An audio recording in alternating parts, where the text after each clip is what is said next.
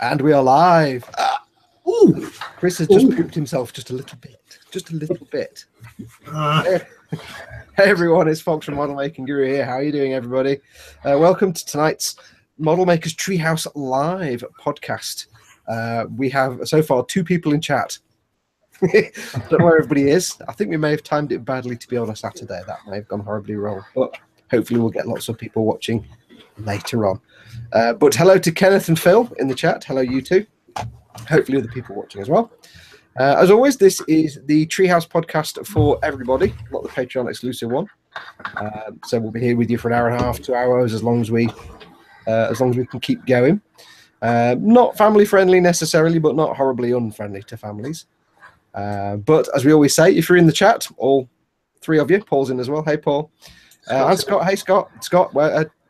Ted, where's Scott from? Is the right answer. Feel free to ask lots of questions. With me, as always, tonight, we'll go through in no random order. First of all, Tedward from Skipper Ted from Skipper Scale Models. Hello. How are you doing, Tedward? Oh, that's me. That's me. Me. How are you doing, fella? How's tricks with you? I'm all right. Yeah, a bit windswept, but we got through the worst of it. It's now just a mere breeze now. Yeah, I had a hell of a wind going on the Monday podcast, the E-Models podcast, me and you. Ah, right. Yeah, it was a bit windy. Yeah. I could feel your wind, and I'm not even paying you for that. Yep. You could hear my wind throughout the world. Yes, I knew a girl like that was. And next to Ted, as always, is the lovely, crazy Viking, Mr. TK from TK's Models, with the most beautiful beards. You have to agree. He's just puts the rest of us to shame. I mean, me and Ted obviously has the Magnum moustache, which is kind of awesome. Yeah. But TK's beard, we don't stand a chance, me and Chris. Chris, we just should shave, I think. But anyway, TK, how are you doing, fella? How are the devil are you? Well, apart from the minor cold, I'm good. Yeah. But you're a man. If you have a minor cold, you're supposed to say it's like a death event or something. It's the most fatal thing ever. Yeah, but the wife doesn't believe me when I say so, so I kind of stop pretending. Would she just beat you up? No, she just tells me not to be a sissy and just man up and go on with my life. Yeah. You've learned. Yes. Yeah. So yeah, the beard, it might go off shortly. No, you can't do that. You've got to keep your beard forever. For all time. No, it may need to come off for work, for security reasons. Oh, well, because you look like a terrorist or something. No, if you're trimming a hedge with a hedge trimmer on petrol. Okay, yeah, I can see that. I can see that. So, yeah. People, if you want TK to just change his life career and not get the job he wants and just do something else so he can keep his beard, say so in the chat. I think the public may speak on this. Yeah, probably the clients don't want the hedge cut by a Viking either. No, but they're all Vikings. He lives in Viking place. They're all Vikings. He's cutting the hedges of Vikings. Yeah. Anyway, let me put Chris out of his misery. For the first time ever in the Treehouse, a few weeks ago, you all know, we invited Chris to become a member of the Modelmaker's Treehouse. We don't go into the ins and outs of why we let people join. We don't always know why we let people join, let's be honest. We've never let anybody join before. I know, but Chris was the first to be asked from outside our little circle of influence. And we asked him to join us, and he has done. He's now a full-fledged Treehouse member. He's also the only one here wearing any branded Treehouse gear.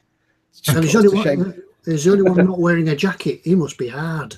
Yeah, he's well. He lives down south. It's like summer down there or something. Right, yeah. They always have the good weather. Watch Big Brother. It's always like 1,000 degrees. But yes, with us, as always, is Chris from Gross Models. Chris, welcome to the Treehouse. You're in the factory. You can see how the sausages are made, and you'll never eat sausages again. How you doing, dude? I'm doing well, thank you. Hang about. I've not done it quite right. Let me just correct things. Now and then. That's it. It's out of focus. Brilliant. Yes. In fact, I reckon. I know TK will be left out because he can't do it, but I can change. I won't change the paper. I'd have to open a window. That'll get me. So yes, welcome to the Treehouse, Chris. How are you doing? I'm good. Thank you. Happy to be here and pleased to. Yes. Cool. Right, so lads, if we all turn our cameras and microphones Yeah, on, mentioning sausages and it makes me hungry. yeah. Well, you've got a couple of hours to go yet, I'm afraid. So yeah, we'll all turn our cameras off around about, I don't know, should we do it now? Turn my microphone off. Yeah. Where's the button? Hang on. No, the joke's gone now, Ted. I joked and told Chris we'd all turn our cameras off and leave him to it. Right, so yeah, I missed that bit, and the joke went right over the head. Yeah, you just killed it, Ted. Right, the chat is coming alive. Who have we got in? We have Kenneth M. Phil East, we said before, and Scott Sutherland from Orkney, Ted. Mm-hmm. Scott Thompson as well. Yeah. Says hello. Yep, Scott's in. Hold Your Fire is in. Lord Barclay III to me. Mike Mountain, hey Mike. Robert Geary, Scott Thompson, Paul Stewart's in. So Chris is just going to get heckled if I can get my words out. Who else? Yeah, Rody Hobby's in. Hey dudes, Andy Butcher, Cartelier Philippe. I hope I pronounced that right. No, it's only me that mispronounce his names. Yeah. Well, we Chris and I made a discovery today, Ted, and we'll tell you that in a minute. Christopher Lara, Troughton Chard. Who else have we got in? I assume it's Philippe Cartelier. I assume Cartelier is your surname. I'm not sure. I'm guessing on that. If I'm really clever, I'll get it right. Yeah, sounds posh. Cartelier.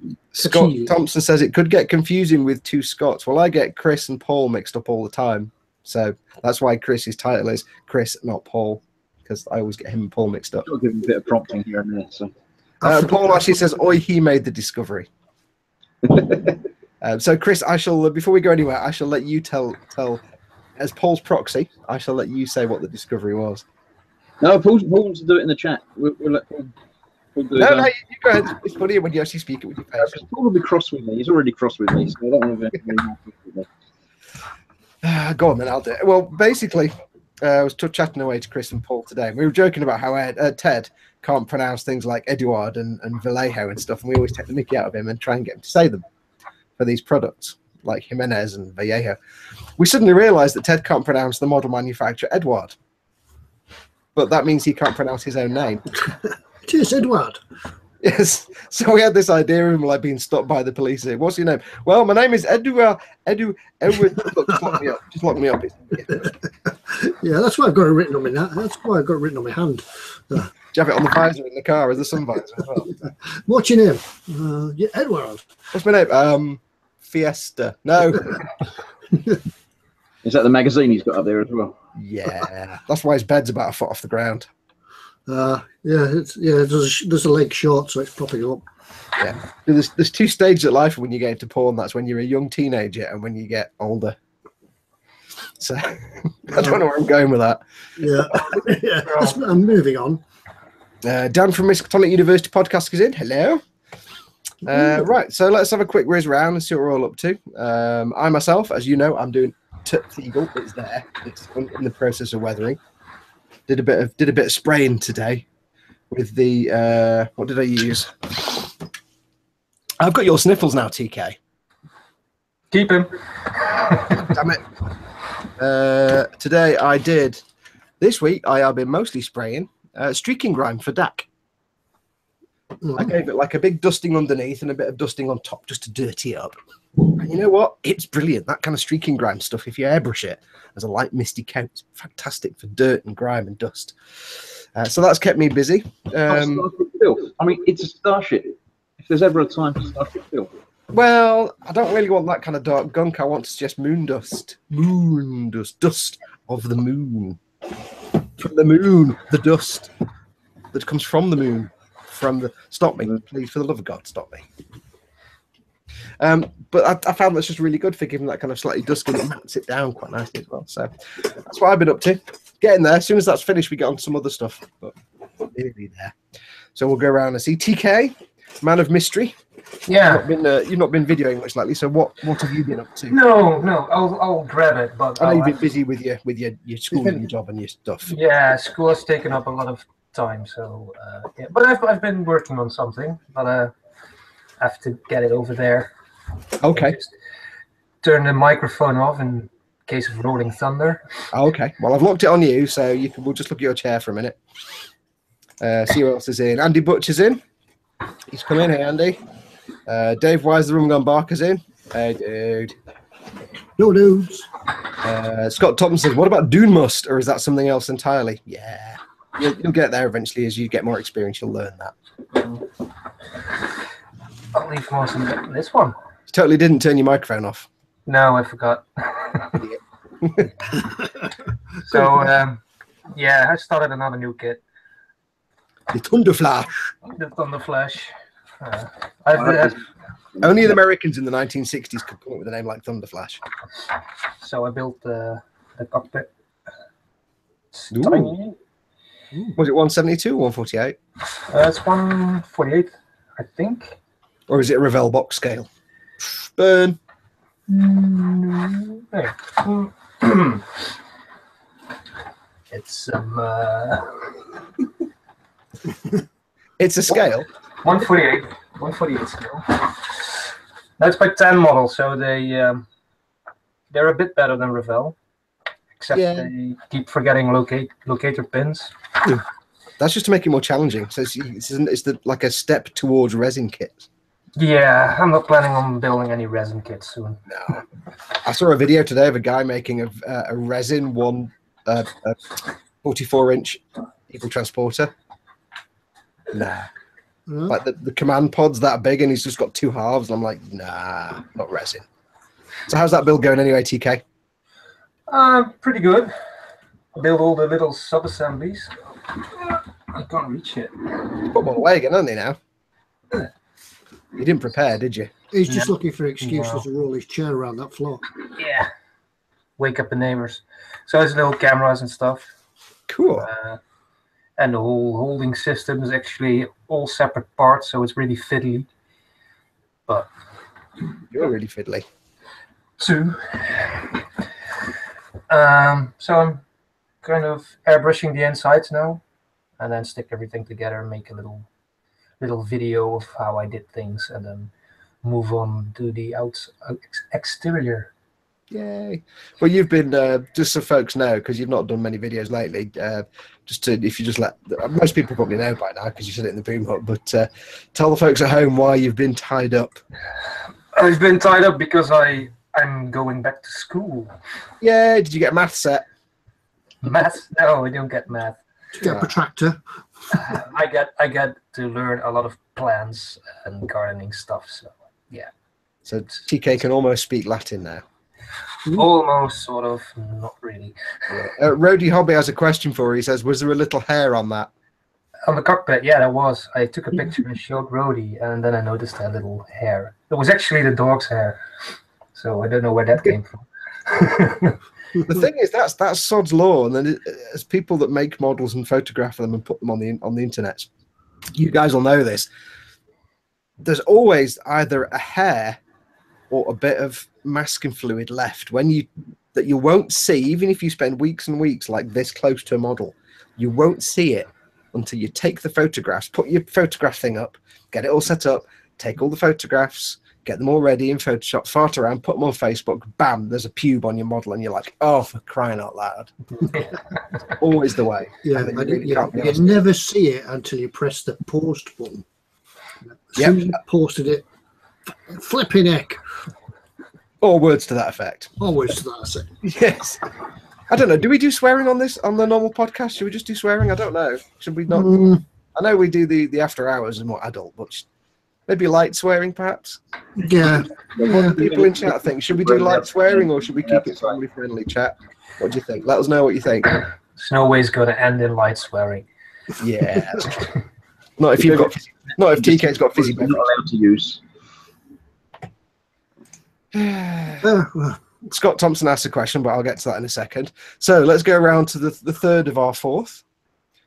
Mr. Chris. Hello. What's on your bench at the moment? What have you been playing with? And we know because you made like 300 videos. But it's still this massive, huge black thing.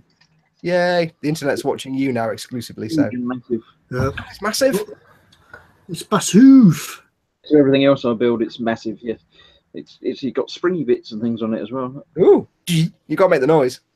I don't do noise. I don't know what noise it makes. I don't do bikes, as has been pointed out to me several times. It just I suspect it probably goes. Boing.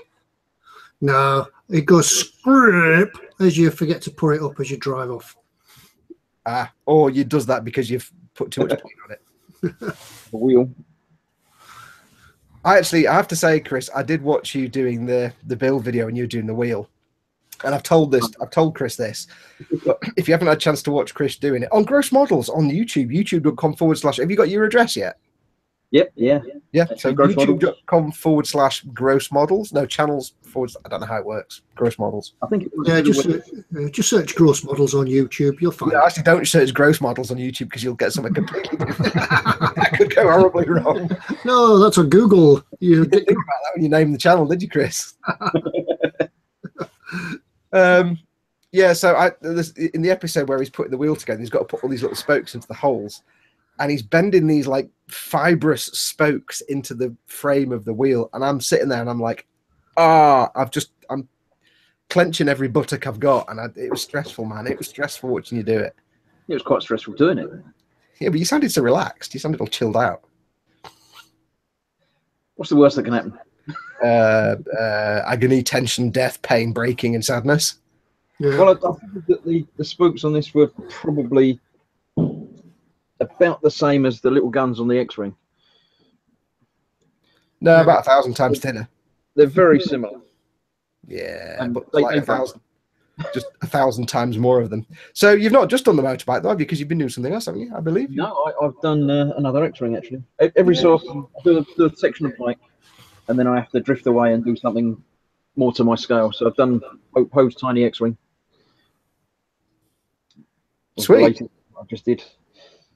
But yeah, just started back on the bike again, and I've got sprocket guards and things to do that I've just primed.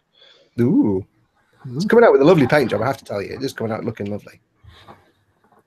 So, For those that don't realise, by the way, and it took me about a month to figure it out, the reason his channel's called Gross Models because he does stuff in 1/44 scale, so 144 is a gross. I didn't know that till he explained it to me, and I don't do maths, so now you know. That's why he's saying it's out of his scale, because you like your teeny tiny stuff, don't you, really? So now you've just done your nice spanking new channel logo. You're going to do lots of like 1/32 and 1/35. No. Yeah, we know you will. Somehow you'll just suddenly receive a load of kits from Paul, no doubt. All in like there will be other things in there, as obviously the 1/6, but mostly it's going to be the teeny tiny stuff. I haven't got room to store stuff.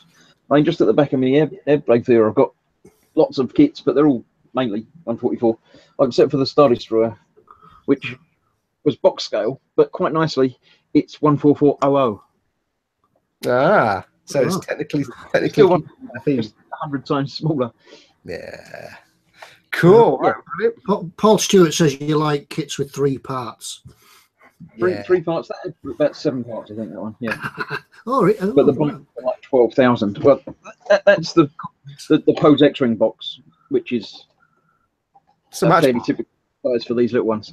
I've got the bike box here as well. that puts version car kits to shame. It's slightly bigger. Yeah, but we know you're actually tiny, Chris. We do know that, so it's probably a normal size box to most of us. Right, let's have a look, see what's going on in the chat. Thank you for that, Chris. That's all the usual politeness out of the way at the start. Let's have a look. Right, the chat has whizzed down, so I've lost everybody. Nice what Ted's doing. Ted's not doing anything. I haven't done anything. Oh yeah, so Ted, what have you been doing, Ted? We know what you've been doing. My apologies, Edward. You forget about me. I'm not telling you now. Thanks. Okay. Yeah, that's it. Okay. Yeah, bye. Yeah, bye. Always got the ump now, and I don't mean the weapon. What have I been? I've been doing something different actually. I put the U-boat to one side a little bit because I thought it was time that we had the Open University again. So I need to do those titles for you. I'll do them later. No, it's all right. It's all right. So I've been doing some mud. I've been using the MIG mud effects, and I've been doing a short. What are those for, Ted? What are those for? I've been doing a short Open tutorial on mud. Oops. I don't know if you can see that. So putting some splashes That's a lucky on pup. and just generally muddying it up. This is just an old test pig, so I can throw some mud at it. But just yeah, I thought we'd do a bit of a fun open tutorial because we haven't done one for so long. And I got Ted with Skipperton out of the box, and he'll be making an appearance soon. So what you're saying, Ted, really is that you spent all week being filthy, dirty, filthy. Dirty. I've been slapping it on. Yeah. I tell you something though, there's mud everywhere. It's all around the walls. I've got to clean it off. You didn't think of putting like a cloth up or something? As well. I did put some mud on without protection. And then the second time round, I realised the workshop needs a bit of protection from flying. Yes, you should know by now. Always use protection. We always use protection. Be safe. Be safe out there. Use protection. Oh yeah. So yeah, so you've got to splash it on, and mud goes everywhere. So there's been a bit of mud flinging in this workshop. Yeah, it could be worse. It could be like monkey shit flinging, but there you go. Yeah. Kenneth M asks, why isn't Chris on camera properly? He's only little. Can't quite reach the top. How more properly do you want me to be? It wouldn't get his work desk in if you saw him in the middle. There you go. It's not right. You see, if he does it like that, it's just not right, is it? It's like kind of crazy who you try and avoid. So yeah. What else have we got? Let's have a look. Right, we have some comments. Who's banging? Christopher Lara says, "Hey Fox, really liking Zaku 2 perfect grade videos. Keep it up. Brilliant. I haven't done one in about 9 months." Who is banging? Who's banging? I've got TK, fireworks. No, it's not me. They're going mental. What is it? There's fireworks outside somewhere. Oh, it's fireworks. Oh, right. Oh, right. Okay. I'll mute myself until I have something important to say. Why are the fireworks going off? It's not November yet. Yeah, that's a point. We're not going to end up with a live stream on Bonfire Night anywhere, are we? I think we'll do something to cunningly avoid that. What is Bonfire Unless it's Night? models, in which case we're screwed. So yes, Christopher Laura says, "Hey Fox, really liking the Zaku 2 perfect grade videos. Keep it up. I haven't touched it in about 9 months. I will get back to it. I had to stop and do some other stuff. But thank you. I will get back to it." Where are we? Let's have a look. There were some more comments. There's Paul saying he made the discovery. Oh, it's really gone fast now. Yeah, it's gone down a bit. Troughton Chard says eagle. Kenneth M says, "Speak from experience, Fox. If you're talking about getting like a bit of fluff on the model after you take the picture, yes, every damn time. Yeah. If you use masking fluid, you will have a bit of masking fluid left on the model, and you won't spot it till you've posted pictures." Paul Stewart says, "Chris, your audio is really echoey." Yeah, get a better. He could just be ribbing you because he's your mate. So speak to us, Chris. Speak to us, Chris. No, I'm not going to say anything else now. Pardon? Pardon? I can't hear you. Lord Barkley III to me says, "You need to add burn marks on the eagle as well." I don't know if I will, actually. I thought about it because realistically, this thing goes in and out of atmospheres. It's going to have carbon scoring. But to most people, they'd see the carbon scoring and be like, "Why have you painted black things all over it?" There's a certain point at which you want to add certain things to a model, but most people won't understand what they're supposed to be. Although your head canon might explain them, people might not know what they are and be like, "Yeah, it looks great apart from that big fingerprint smudge you put on it." And I was like, "Yeah, that's a blaster mark." So I thought about it. So I'm not going to do any. I'm just going to keep it fairly dusty and dirty, but not anything like that, because to a lot of people it just looks like you did something wrong. So there's that trade-off. Don't the show get blown up and destroyed? Well, I've made one of the pilots Alan Carter, so it's all going to go horribly wrong anyway. So you should have it in 7 different bits, just laying on like that. Crashed. Alan Carter, ace pilot. Troughton Chard says, "Moon dust thrown up by crashing. Looking at you, Alan Carter." Let's have a look. Right, I'm just trying to catch up with the chat. If you've got any questions, we depend on you to ask us questions. Hello. Who's that now? It's not me. No. TK doing the usual this time. Yeah. Do you get messages as well? Put the chicken out and fetch the washing in. Yeah. Yeah, Ted, why's your missus texting TK to bring the chicken in? Kenneth M says to Chris, "Is that a motorized unicycle?" at the moment. Oh, no, yeah. That's what it Charles is. says it's only got one wheel. I have a second wheel. It's just not attached yet. Baby steps. Baby steps. Oh, he then says, there's the other one. Where are we? It's just moved again. I think I can press Alt and stop the chat. Updating. Mike Mountain said, anyone got a Tiger model kit before? He's just started one. It's a great tool. Anyone done any Tiger models? What, Tiger the brand or Tiger the type of tank? I think it means Tiger brand. I haven't done one myself. No. Well, let us know how it goes, Mike. Yeah, because we're obviously no help to you whatsoever. So. Good luck at that one. Miskatonic says, slapping on the mud. Slap it on. Yeah. Slap it on. Yeah. Loving this. Miskatonic University also says, I really want to know if the rotary phone behind Ted works. Let's find out. Hang on, I'll call him now. Well, do you know the number, Fox? Yeah, I've got it here. Hang on. Oh. I can't. Where's my dialy thing? They've changed all the symbols on iPhone. Oh, it's there. Wait for the exchange. There we go.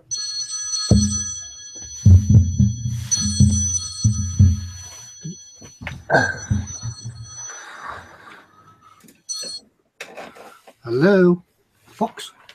Sorry, wrong number. Oh.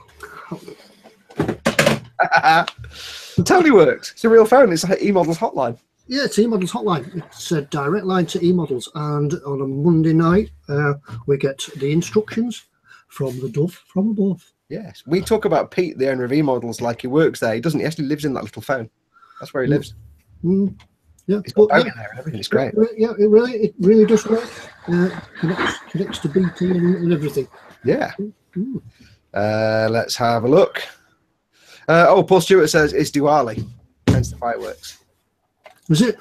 Yes, apparently. Oh, right. I didn't know there were fireworks involved. Dave Wiseman Barker says he paid kids down the street to do that for his first treehouse, as in the fireworks. Scott says, where's Odo? I had him earlier on. He's there. Odo's here. Odo is always nearby. Dave, where's the rum gone? Says, question for Chris. Now you've done 6 bike videos. Are you going to stop? I've done 5. The 6th one's still to come. Right. A 6A and a 6B. I hate all of you. You know that, don't you? I hate all of you. Are you going to stop after 6? Oh, is this the time where we start picking on Fox? I could do some gestures, but I won't. Yeah. Miskatonic says the Eagle should have some scrapes from repeated, and it moved. Oh, bollocks. Hang on. The Eagle should have scrapes from repeated crashes and repairs. I might put some streaking and stuff on it. A little bit of scraping here and there, but I'm not going to do any big, Yeah, you can put some body filler and chicken wire on it. Yeah, I'll get like a Vauxhall Nova 124 and 148 scale. I'll put some body kit on it. Yeah. Paint it battle spray. Yeah. Scott Thompson, who knew Ted was into filth? Filth. Yeah, he got mud. Ted likes his filth and his flesh tones. Oh, yeah. Wayne Lazenby says, anybody going to Telford this year? We'll be there. I think we'll all be there. Yeah, I think on the Sunday. I'm hoping to get there on the Sunday. Yeah, I'm hoping. I'm hoping. We'll be there on the Sunday. I was going for the weekend, but it's just down to one day now. My glasses are steaming up. My apologies. Ted, are we wearing the E-Models jackets, or are we not wearing the E-Models jackets? I think we'll have to wear the E-Models jackets so people can find us. They might not recognize. I think I'll have to anyway. So yeah, because you look taller on screen. Yeah, I look more 3-dimensional and everything on telly. Yeah. I'm not quite as terrified looking and small as I am in real life. Yeah, well, that guy did that 3D thing of picture of you, and he charged you half price, didn't he? Because you're only half the size of everybody else. Yeah, which means Chris is obviously microscopic. So yeah. Well, it might be 1/4 scale. Yeah. He'll be taking a box with him so he can stand to look at the traders, the benches. He will get a little step ladder. Let's have a look. Mike Mountain says Tiger brand are brilliant. Oh, he's answering the question. Oh, well, there goes. Kenneth M says the phone looks further away than it actually is. It's a special optical illusion phone. It is. It's all the way over there. I've got an extra long arm. Look. It's actually 13 feet across. The arm's going out. It's going out. It's going out. It's going out. It's going out. It's really a long arm. It's actually warping space and time. Yeah. Jeff Longman's in. He says late, but at least I made it. Miss anything good? Nah. Yeah. Not on the Treehouse. Yeah. Paul Stewart says Diwali's the festival of light, all about the fireworks and partying. My kind of festival then. Right. Wayne Lazenby says I will be there at the Lincoln table. Come over, say hello. We shall do. What's the Lincoln table? If you see us, just come over and see all of us. We'll probably be hanging around in a group, defending each other, fighting everybody off. Yeah. You know. Well, if Wayne's at a table, he can't really come over, but we can go and see him. But Ted, what's the Lincoln table? Is that Lincoln the area? Do they have it divided into areas? Yeah, the Lincoln Model Club or whatever they call it. That's right. I've only ever been to like one IPMS, and that was interesting. Yeah, you couldn't drag yourself away from the Bandai store, could you? What, from Japan Cool? No, I was just stuck around the Japan Cool store all day. But the thing is, the first time I went to IPMS was last year, and it's only recently that I stopped my previous job, which entailed me going to Telford Exhibition Centre every year to do wax stock. So I walked in and was just given all the flashbacks of doing wax stock every year. So I'm like, I was a little bit subdued last time. Mm-hmm. Dave Wise, the Rum Gone Barker says, I'm sad I'm not going, but next year. Yeah, get yourself there. It's a good weekend out. If you can make it a weekend, it's good because you don't have to sort of dash around. But if you get there for the day, you can see everything sort of in a day. But you really got to move around. I mean, if you're not a complete nugget like me and you actually plan ahead, you would maybe book a hotel room in advance of the weekend. I totally didn't, so I can't go for all weekend because I don't want to drive it all the way there twice. But, and if you want to go for the weekend, it costs you double tickets, double prices, or there's a price for the Saturday and the Sunday. But if you join the IPMS, I think which is about £15 for the year, that covers you for both days, and it's free. And you get preferential entry, and you get early entry. So, I can't remember what happened last year. I got there, and what is it? The normal people, IPMS got in at 9, and normals got in at 10 o'clock. Was that something like that? Yeah. Yeah, because I wasn't IPMS, so. Yeah. What was I? No, I did. I got my tickets through the post. So I think you booked joined IPMS. I must have become a member. I think you booked it. I think you booked it prior to the show, and they sent you tickets because you can do that. Yeah, I think I got in at 9 though. I can't remember waiting. Paul Stewart says of Chris, I'm going to carry him in a rucksack like Luke and Yoda. Cool. Hey Chris, you don't have to walk around the floor. Yes, walking for me is always a bit bonus. Yeah. Let's have a look. £23 membership, Ted says Mike Mountain. Yeah, something like that. Scott Thompson says, haha, Filth and Flesh Tone sounds like a punk band. It's Ted's weekend alternative heavy death ska band. Yeah, or it could be an alternative YouTube channel, couldn't it? Maybe not YouTube, maybe a different kind of you, but we'll leave it at that. So any questions from you in the chat? Everybody in the chat, throw us questions, because obviously we run out of stuff to talk about after about 10 minutes, and then we just kind of panic. So do throw questions our way. Anything you guys want to talk about? Any news or developments or any random crap you want to talk about? Feel free. I see. Is it AK have gone into the Lacquers? Lacquers, yes, gone into Lacquers now. I wonder what they're going to be like. Or I wonder if they're their own or they're just rebranded somebody else's. I don't know. I didn't even know about it until I saw the post in the Boom Hut, and I was like, oh, okay. I really must try it at some point. I keep meaning to try lacquer paints because I know they're dead durable. And I know they spray really nice, but I just can't afford to stink the entire house out. No. If I want to live in the house.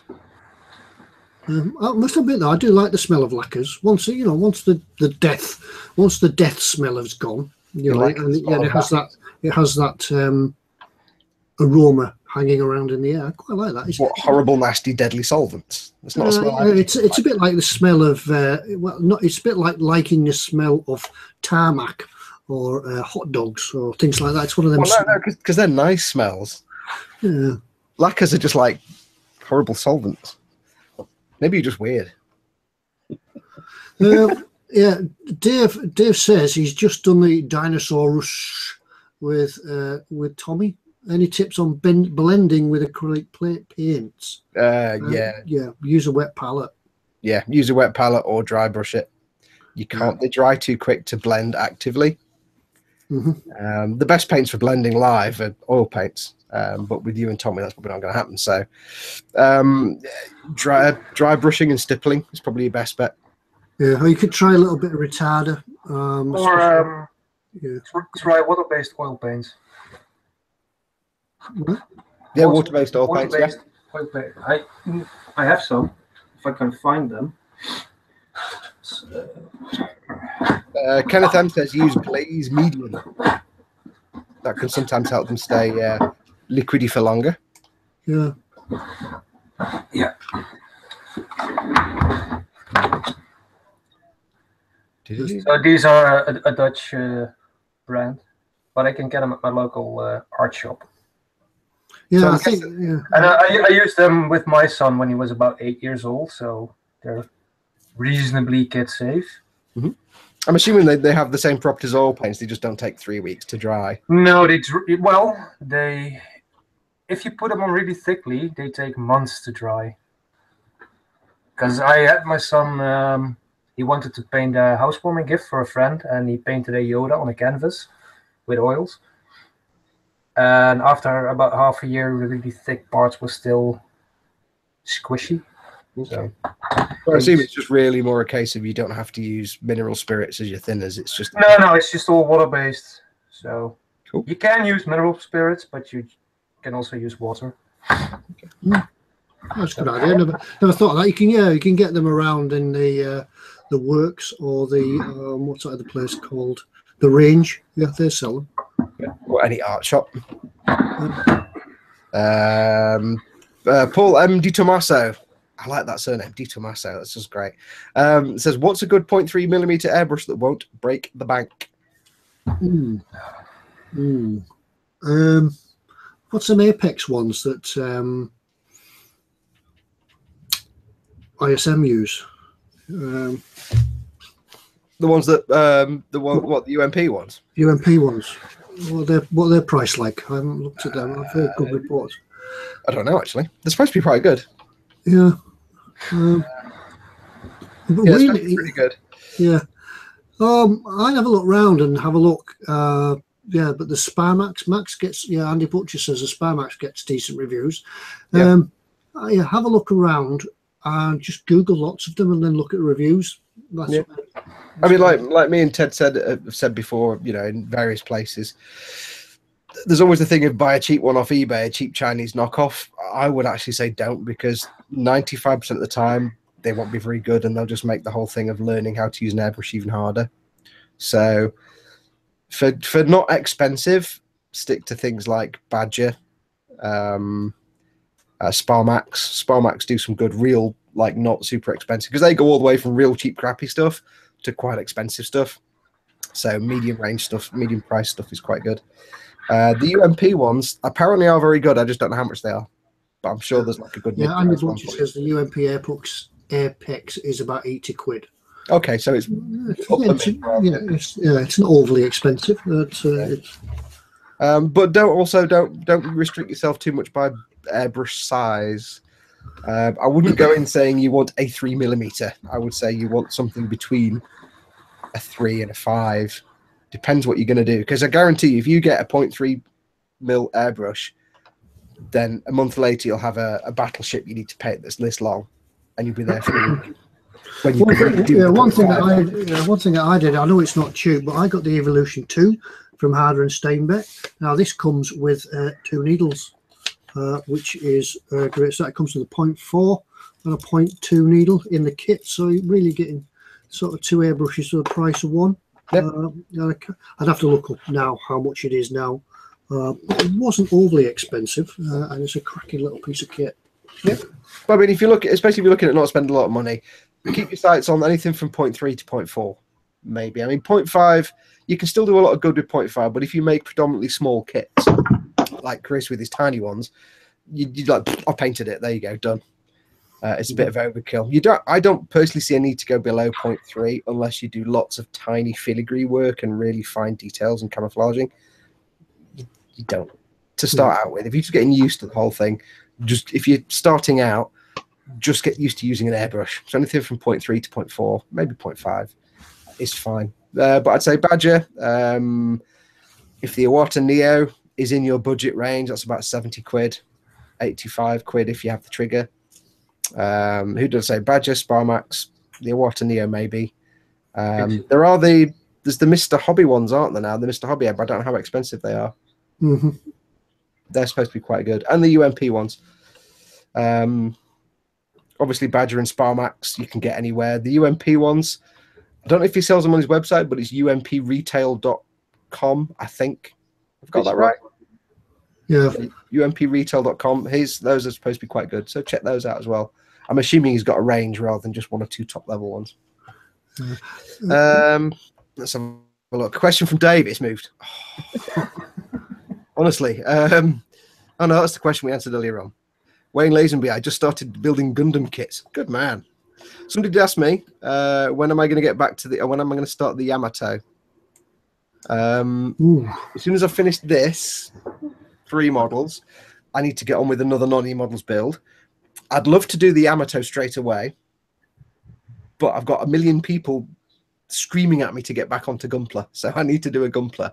So it might have to be a Gunpla first, so then I can do the Yamato, because that Yamato Space Battleship Yamato is sitting there, and so I'm gonna have to do a Gunpla first, and I'm either gonna do the Mega Size Unicorn, which shouldn't take too long, a few months maybe in my timescale, or the big 160th Freedom Gundam, but I might do the Unicorn. I don't know yet. I've also got my little pink Zaku Warrior from Chris and Paul to make, so I don't know yet, but there'll be a Gundam after this.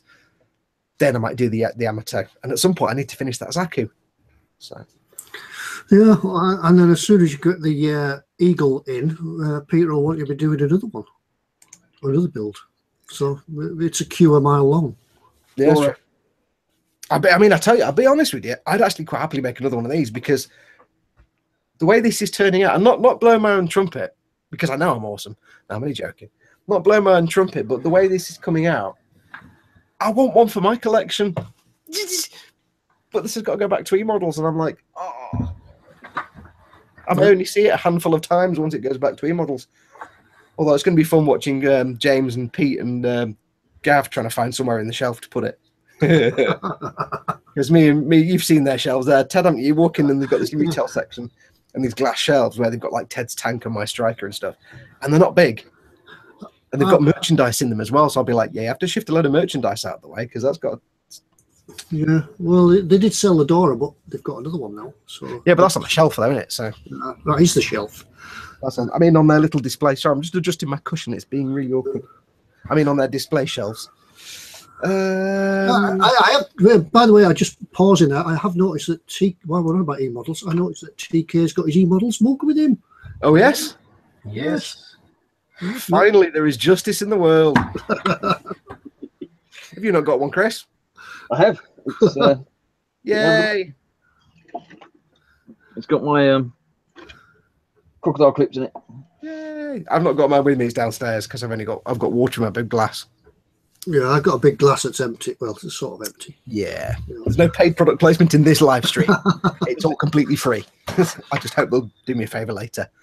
Let's have a look. The Triple says, aha, oi lads, Fox in a live stream while having a Sazabi Verkar out of the box build. Where's my gin? Yes. Gin? Mm-hmm. I didn't understand any of that apart from gin. Yeah, you wouldn't have got the Gunpla bit. No. Rody Hobby says, will there be some airbrush companies in Telford and doing some Bargains. Bargains. There was an airbrush place there last year, weren't they? No, I think there isn't actually an airbrush company. There are just some traders that maybe have some airbrushes. Yeah, there was a company last year that was trying to big me up on their airbrush, and I think I actually got to try one. I mean, all right. Wasn't it? Yeah. There are a couple of stalls that have a number of airbrushes available for you to try out. Oh, I'm looked on TK. Sorry. Yeah. Why? Yeah, but no. There's not a particular airbrush company, unfortunately. You never know. I suppose you never know who's going to be there. I doubt there'll be any manufacturers there. They're probably just retailers. Yeah, most of the retailers. Let's have a look. Somebody mentioned the Apex airbrush. Can we get... Is that the one that's not the one that UMP are doing, is it? Apex? No. Yeah, yes, it is. Is it? Let's have a look. When will Ted... Playground says, when will Ted build a master grade gunpla? Is that what MG means? Yeah. Master grade gunpla. I've looked on you now, Ted, so you've got 10 minutes. Yeah. Thank you for your question, Pla. And it will probably... I'm like Fox. I have a huge list of builds to do. I've got this one up here and that one over there, and I've got a couple under the bench here. So it's probably going to be a little bit of time before I can get round to an MG gunplay. I apologise about that, but you never know what will happen in the future. What he's saying is he's got a massive stash of kits still in the shop. Yeah, I've got a massive stash of kits I haven't ordered yet. But I am going to send Ted at some point. Sorry, Chris. Sorry, you go, Chris, because I'm talking over you then. I know Ted had a gunpla. I know it wasn't an MG, but he had it behind him, but I can't see it anymore. Yeah, where's your X here? Where's your X here gone? You look like he's up there. Can you see him? Oh, he's there. Yeah. Pointing. Hang on. Yeah. Hang on. He's there. Yeah, that's so much clearer, thanks. There you go. I will at some point, because I've niggled him about it so much. At some point, when I can afford to, I'm either going to send him a Bane blade, because I'm going to get him to make a damn Bane blade, or get him to do some Games Workshop stuff, or I'll send him a master grade of some sort. Nothing too complicated, not like I'm not going to send him like a, full armor unicorn, but something master grade, like maybe a GM sniper or something, just to... Yeah, once again, you're talking in riddles. I have no idea what you're... You'll understand when it arrives. But bear in mind, Ted's U-boat will take him approximately another 3.5 years to finish. It'll be the length of how long the war was for me to build that U-boat. Actually, Ted, here's an interesting question. Viewers may know that obviously Ted is in the process of looking at moving house at some point in the near future. Yeah.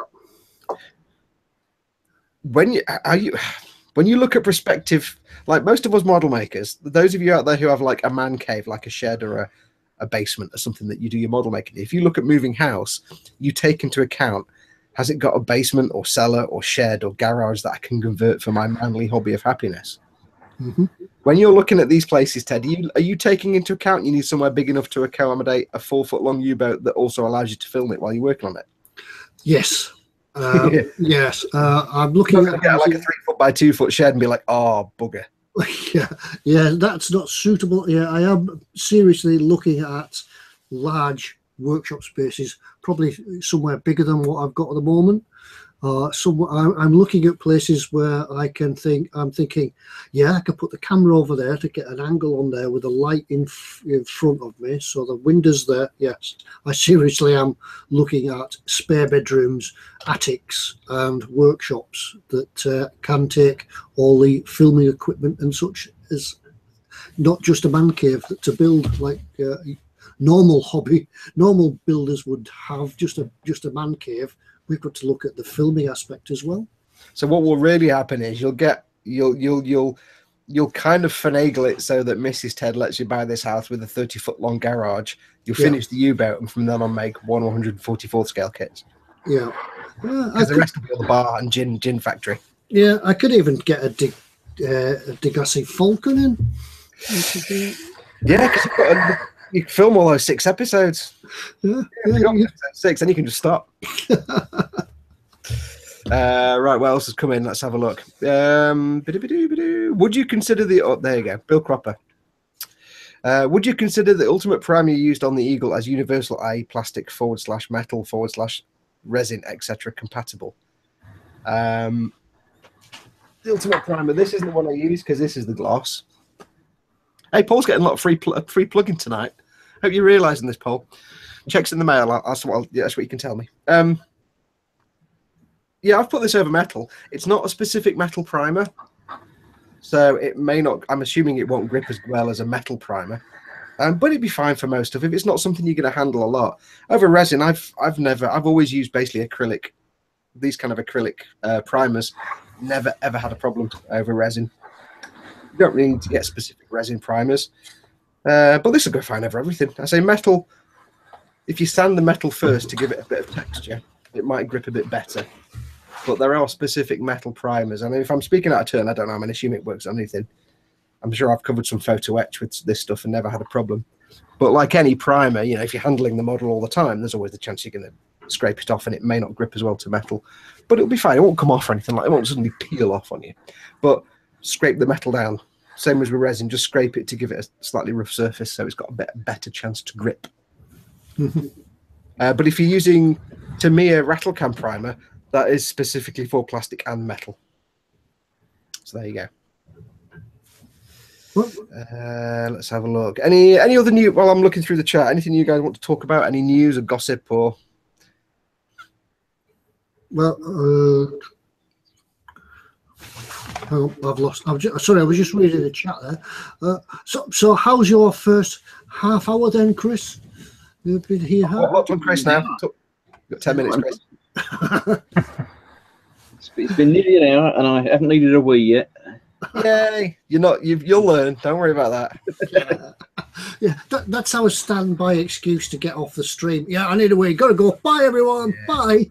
I think as it is Chris's first stream, I think everybody should direct questions for Chris tonight. Let him bask in the spotlight for a little while. Because there's no way to get used to being on an internet live stream apart from just getting involved in it and doing it. So you've got questions for Chris. I just need a wee. I'll be back in an hour or so. Mike Mountain says UMP gloss primer is brilliant. I got it specifically because when I do the thruster barrels on this, I was going to use the C1 metallizer, so I got some of the gloss primer. However, reading up on it, it always says you've got to use enamel or lacquer gloss stuff underneath it. So I'm not sure why you can't use acrylic gloss stuff like primers or paints, because I've put it on top of Tamiya gloss black paint and it stuck fine. But I can't paint with gloss paints. They come out horrible. So I was going to give this a try, but I'm going to have to do a test and see if it sticks. I know it's not the primer's fault. It's apparently you have to use the C1 metallizer powder on enamels or acrylics, but I don't understand why that would be. You guys haven't got a clue, have you? Oh, God, he's put a picture of Jar Jar Binks up. Oh. I wonder what that was at first. Oh, I had to have a look. I was like, what the hell? Oh. Okay, what are you doing to me? TK's banned. At least he hasn't got a beard. What is that? Is that like a cardboard standee or something? Yeah. Why have you even? Why have you even got that? I hope you didn't pay money for that. No. I hope it's not going to turn up on my doorstep at some point. No, it's way too big to send. Of all the standees, Star Wars standees you could have got. I may have done that on purpose. I don't know. I just sat there. You sat there waiting for me to respond. I'm like, wait a minute, what's that? I send it to him a bit at a time, and like a jigsaw, he wouldn't know until he got the whole thing ready and built. I can't believe you did that to me. Well, it's in my son's bedroom, so I see that thing almost every day. Well, then again, it's children. Children don't know any better, do they? We do. Young people know no better. People that didn't grow up with the good film. I've got a topical one for TK. When I used to work in a particular police station out in the country, we had a full size. Although he might not know who she is, we had a full size cardboard cutout of Charlie Dimmock in her prime. Oh, Charlie Dimmock. Charlie Dimmock. Now, TK might not know who she is, but no, she was a very popular gardening lady in her prime. Google Charlie Dimmock. Dimmock. Okay. You may find Google pictures to see how or why she was popular. Yeah, she was always on gardening programs, but as like, you know, one of the presenters. And yeah, when I was a lad, everybody had a crush on Charlie Dimmock. I did actually go downstairs the other day and Mum was watching some gardening nonsense on TV. And I was like, holy shit, is that Charlie Dimmock? she's a little bit different now, isn't she? Yeah, time's not been the kindest to her. But yeah, when I was a kid, it was. She looks like she's cold a lot. Yeah, you're looking at modern pictures. Go back about 20 years. Yeah. Oh no. Yeah. She said she looks like she's cold. Yeah, because when I was a young lad, it was always Charlie Dimmock, and not one of the named presenters, but there was always like one of the archaeologists in Time Team that was in the thing digging. There's always like a load of blokes, and there was always at least one or two women in there digging away and doing the archaeology, and they always managed to have one in really short shorts. Women, obviously, not the men. Seems like we created a conversation in the chat now about Charlie Dimmock. Oh God, Charlie Dimmock. Yeah, time's not been kind. Yeah, but I'm sure if Charlie Dimmock was TK's tutor, he would pay more attention. Yeah, he can't answer that live on telly. Lord Barkley the third to me, just handbrake turn here. Mike Mountain says knockers. Yeah, Charlie Dimmock. Yeah. Lord Barkley the third to me says, I need a face mask for spraying. Would half-face dust gas mask respirator safety painting spraying for 3M be any good? No. You want... Yeah. Have you got yours? Yep. 7000 series. 3M 7000 series. You don't get it with filters, cartridges. You have to buy them separately, but you can buy them. Usually, if you buy them online, the place that sells the mask will sell the cartridges. The mask itself doesn't really matter, but the 7000 series will last you a long time. It's really comfortable. The filters are the bit you have to choose carefully. And unfortunately, every time I buy a filter, they've changed the number of it. So the only thing I can say is when you're buying the filters, make sure they are rated for vapors and paint fumes. It will say on the description what the kind of things are rated for. If it just says dust, you don't want it. You want something rated for vapors and fumes and paint fumes and things like that. Most places, if you go to a body shop supply website, they'll probably sell the right filters for you. There are different ones, but I've got are the color codes universal? No, because the ones I've got here are a different color to the ones I bought last time, which are exactly the same. Okay. So I can't even tell you by looking at them what they are. This says C15181, but if you look that up on 3M's website, it doesn't actually exist. So, yeah, I just bought one recently, exactly the same as that. From the number that Foxx gave me, it's changed its number, but it's exactly the same product. But yeah. I think the reason they've done that is because it comes with a set of particle filters, so it's probably a combined product number. So yeah. If you were to say, you get that half mask, it'll come with the particle filters, which are all right if you want to do some decorating, rubbing down and things like that. Yeah, but then you need to order the vapor filters separately. Well, then to completely go 360, now I've just read his question again. Half face dust gas mask respirator for safety painting spraying. The dust mask bit is irrelevant to you, but the respirator for safety painting spraying, that'd be fine. So the mask bit, 7000 series, there'll be like 7 something something something, like 7254 or something. It's a 7000 series. They're just the best ones, but just make sure, read the description for all the different filters and make sure it says vapors, painting, paint fumes, anything like that. It's not, unless you're doing a lot of resin kits, in which case, yes, you want to be able to block out dust as well. It's the paint vapors that you want. So just read the descriptions for all the little filter cartridges. How do you know when you've got to change your filters? Is it just when you can't breathe anymore? Typically, it's when you can start to smell the paint or whatever you're spraying. No. But it could also be because you've got a beard and it gets through the mask. Yeah. With me, it's usually a case of, shit, it's been a year and a half. I really should change my filters. Yeah, they do have a shelf life on them. They've got an expiration date on this. Yes. Yeah. Isn't yet, so I'm still okay. But yeah, they do have an expiration date. You have to be careful. Basically, buy them when you need them. Typically, if you're really safety conscious, you probably change them every month. If you work in a body shop, if you stand in a spray booth and paint a car, by the end of the day, your filter is whatever color your car was being painted. So they last a week, maybe.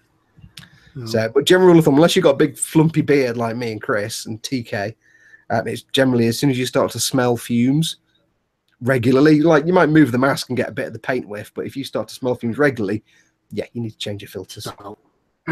Also, your beard will be stuck like this for a day. Yes, and for some reason mine always wants to push down on my face.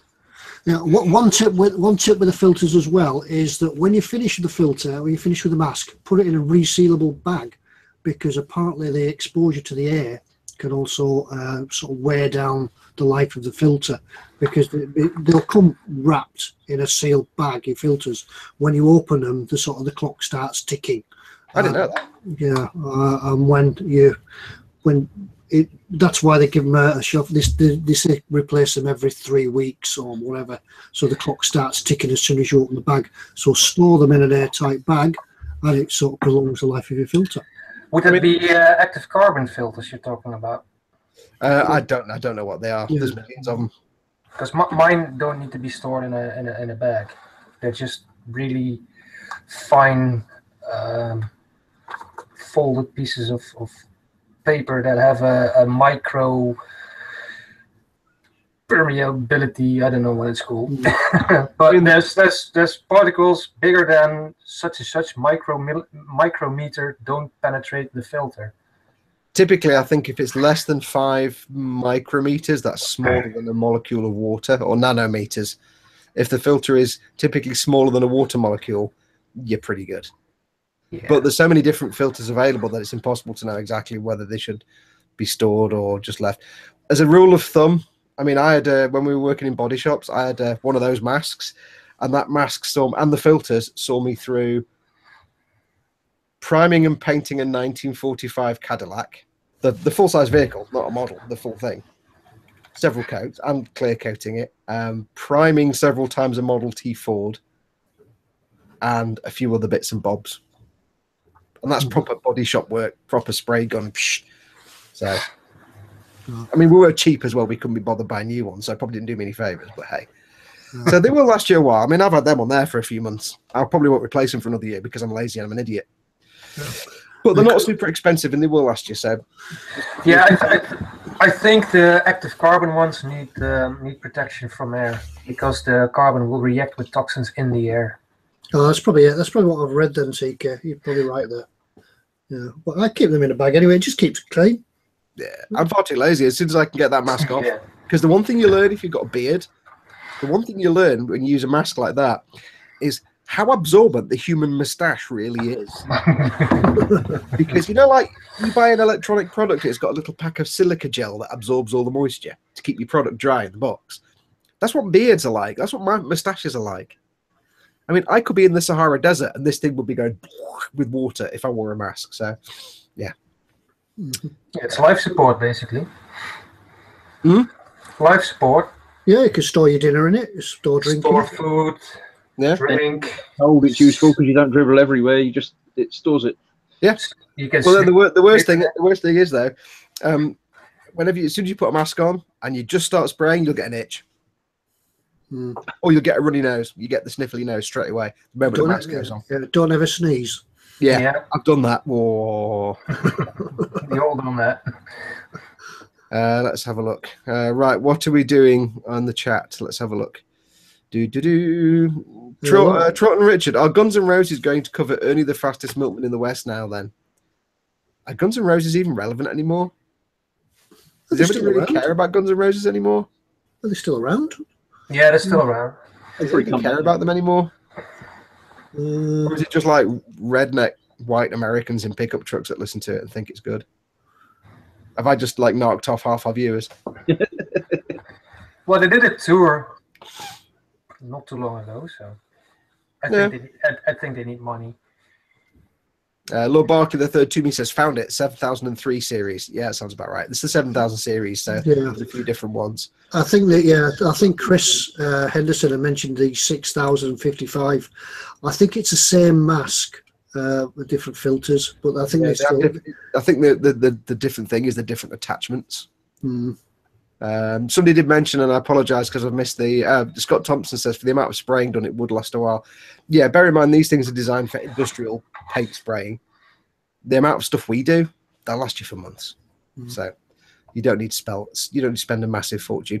But one of the cheapest options is to find your local body shop supplier. There's one about a mile down the road from me. If you live near Manchester, look up a company called Morelli's, Morellis. They supply body shop stuff like, all the 3M stuff and masks. You can get them from there. They're not too expensive. It's cheaper than doing it online and waiting for it to arrive. So if you live near Old Trafford, near Manchester, look up Morelli's. I'll call it see Foxx. Just near Trafford Park. Yeah. Just before you get to the Kellogg's Bridge. You know where I am. Let's have a look. Any questions for Chris? People, Paul Stewart says never burp in a respirator either. Oh, yeah. Especially after a curry or a kebab. Here's a question for the chat. While the chat are all typing in lots of questions for Chris, please. Here's a question for the chat and everybody else here tonight. Right. Here's a question. Why is it, no matter what you eat, you could eat the most flavoursome, pungent, strong flavored food ever, and you could have like all the most powerful tasting ingredients in the world, but if there's a cucumber in there, then when you burp you just taste cucumber? Why is that? You could have the strongest curry in the world with the deepest, darkest flavor, but if you had a little bit of salad and there's a piece of cucumber in there, when you burp it's cucumber. Why? Cucumber's just water. It's a tube of water. Why is that the flavor that comes out? I want to know. Same with lettuce. Yeah, so if there's any doctors in chat specialising in digestion, the digestive system, please. Anyone specialising in burpology? Yeah. Let's have a look. Question: what respirator would I need to protect me from she who farts in bed? A big one. Yeah, there isn't. So I think you'd have to go all boy in a bubble on that one. I think. Yeah, just create a Dutch oven. Yeah, hazmat suit with the tape around the arms. With the tube around the back. You can also get a job. Scott Thompson retracted a message.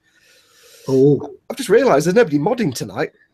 Crap. Oh well, never mind. Everybody's behaving. Now you've told them. No, I can mod. Yeah, I can mod. We're allowed to mod. Yeah, you guys come on, but we're too busy doing the being beautiful on TV thing, being the pretty on telly. Be right back because I'm about to burst. So. Yes. Jeff Longman says that's because cucumber is a vile, evil thing. Robert Geary says because it's the sole purpose of the cucumber. Paul Stewart, you know where this is going. Question for Chris. Are you going to live stream the trip to the tip tomorrow? Yeah, we'd like to see that. Yeah. Are you going to your local tip, Chris? I'll put some pictures in the Boom Hut later of my local refuse collection site. Yay! Yeah, and what you could put some pictures in of what you found there. You always find something at the tip. I always have a sly look around the recycling bins. You never know what you find. And try. The one that we use, you actually stand above and basically chuck stuff over a little wall, and it ends up a long way down, so you can't actually rummage. You might be able to see something, but you're not going to be able to get to it. So, because ours is like you've got a walkway and there's like sections, and each section has a massive. Basically, it's a ginormous skip, and you throw your stuff into each skip, and you'll see the digger come along someone and just crush it and smash it to bits. I like going to the tip. Here's the thing that always gets me though. Two things about my tip. First of all, I turned up one day with loads of cardboard to put in the cardboard recycling, and I had my Imperial Aquila Games Workshop t-shirt on, and one of the guys there with the hard hat and the high vis went, "For the Emperor," and I'm like, "Okay, you're cool. I like that." I'm like, "Cool, you got a good tabletop gamer in my local tip." And the other thing is, right, it's another one of those questions for the audience. Does your tip like that? Is it got like a bar over the entrance where it says you've got to be under this bar to get in? Don't be over 6 meters or whatever it is. Yeah. It's like a crash barrier. Even though my car's like nowhere near it, do you always duck when you drive under it? I can't help it. It's like it's 20 feet off the ground, and I'm like, whoa! I can't stop myself. We've got a jobs worth. We've got a tip full. It's full of jobs worths because I went with the neighbours yesterday, and they hired a van. They hired a transit van, just like the one that Foxx built, to take the stuff to the tip. And we stopped. Man with a hard hat and a big stop sign at the gates. Hey, you can't bring that in here, mate. What are you on about? You need a permit. What is household rubbish? Nope, you need a permit. Got a van. You need a permit. Oh, right. Fortunately, he had a permit that he had to apply for that was free, and you can't take a van without a permit. Yeah. It's the same at ours. If they see you going in a van, they assume it's not domestic rubbish. The trick is not to go in a van. No. Mine are great though, because mine are great because the one thing that gets me about going to the tip is I'm one of those people that I have to a certain degree in certain situations social anxiety. I get very uncomfortable when I'm with people. So, like, this is why I never use the self-checkout, because seriously, screw that. Unknown item in the bagging area is like, it's the call of the death to the socially inept. So when I go there, there's always guaranteed that they've got like cardboard, they've got like rubble and building materials, they've got small electricals, they've got this, and there's other bits around the side, things like tires and TVs and things. It's always guaranteed that I've got one thing that I don't know where it's supposed to go, and it's like, this thing, is this a small electrical or is it not? Is it cardboard? But the funny thing is, whenever you ask the guy at the thing, where do you want me to put this? Which one does this go in? They always just say, yeah, general waste. No, non-recyclable waste.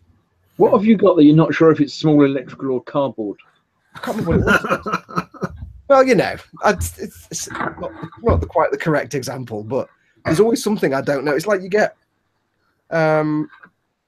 like polystyrene packing foam. Is that non-recyclable or is it something different? Because you never know. Because they've got specific things for like engine oil and brake fluid and rubble, and it's like, is there a specific thing for foam? But I don't want to walk all the way down to the end and all the way back again and then just find out it goes into non-recyclable. But basically, whenever you ask them, where does this go? They just go, yeah, non-recyclable. The secret is, anything you're not sure about, put it in a black bag at home and then just put it wherever you feel like it. No, you can't. Because if you walk up to a particular bin with a black bag of stuff, they say, what's in the bag? Yeah, can't put the bag in. Yeah, because I had a bag full of paper and I was putting it in the paper thing, and they're like, what's in the bag? And I'm like, it's all paper. All right, then go on then. Because they don't want you to dump like different things in different. They always, if you've got a bag that they can't see what it is, they're like, that's when it goes in the general waste bit because it's general waste. There you go. And why is it that when you hire a van and you ram this van full of rubbish from your house and take it to the tip and tip it, a week later you have another van full of rubbish? You never bought anything, you clean it all out the first time, but you can still produce a van full of rubbish a month, 2 months later. Yeah, it's the order of things. By the way, Paul does say he didn't expect this much of a debate. He was just teasing his little being chum. That's how it goes. Why are we calling it a tip as well? It used to be called a dump. It was always there. It was always a tip. Oh no, actually it's a recycling centre. I don't know anybody that's ever called it a recycling centre or anything like that. It's always been the tip. Yeah, where are you going? I'm going to the recycling centre. Now it's the tip. I'm going to my local waste management centre. The tip. Or dump. Jeff Longman says, funny, if anything around here were to get the nickname the tip, it would be a pub. Oh, that's cucumber. Sorry. Clearly that's a Robinson's pub then, Jeff, I reckon. Here's another question. These are live. We're just doing live questions tonight. And they're all UK centric. Here's another question. For those of you who know Robinson's pubs, it's a northern thing. Do they have them down south? Do they? Robinson's, the brewery? No. Don't know anything about them. For those of you normal people who live up north, where the real people live. Why is it Robinson's pubs always look like they were last decorated in 1974? Even when they're new, they look like they were decorated in 1974. It's like, what brewery makes a conscious decision to use, like, yes, we'll do brown and white as our colour scheme inside the pub. And then the white, we'll spray it ochre, We'll get like cigarette stained colour and spray it all over. It's like, are they just trying to evoke like 1970s Coronation Street? I don't know what it is, but it's always brown and white. Kenneth M says, do you play on the Destiny stream, Paul? Yes, Paul and Chris. Chris is there in the red t-shirt. And Paul is the other part of the Team Inept. Hashtag Team Inept. More questions for Chris, please. Dave Riserum Gombarka says, at mine, the staff take stuff out and put it into one side and sell it like fish tanks and bookcases. Yeah, so do ours. It's great. You can see them. They have little piles of stuff. I had a synthesizer. It was dead. It was completely dead. I knew what was wrong with it. All the chips were knackered and you can't buy the chips anymore. So you can't do anything with it. The guy was like, oh, yeah, just bring that over here. I was like, okay. Took it to one side. So if they see something nice, they'll be like, do you want to dump it over here, mate? Put it in this pile. Yeah. Oh, fair game to him, I say. Paul says to Kenneth, yes, he is the one that does Destiny. He swears. He's the one that swears all the time. He's the rubbish one that swears all the time. James Kirk says, don't try to go to an Oz tip. It will cost an arm and a leg, and then they say, we don't accept that rubbish here. You have to go to another tip to dump it. So it's just like ours then, basically. Selective tips, yeah. Yeah. And then they wonder why people fly tip. Yeah. Yeah. Dave Barker says, the old tip outside Portsmouth, they filled it in and built flats and sold them for £500,000 because of the view over the harbour. Yeah, they don't know what the house is built on. Yeah, Paul Stewart must have gone to a good school because he said he went to the local tip on a school trip. Wow. Yeah. What kind of school trip's that? What sort of school's that? I know. I'd approve one. I saw something today where somebody was saying that their kid was at school, but it was insect day. And I'm like, yeah, I wish we'd had insect day when they go on a field trip and look at insects. I'm like, cool, we're going to a trip, school trip to the tip.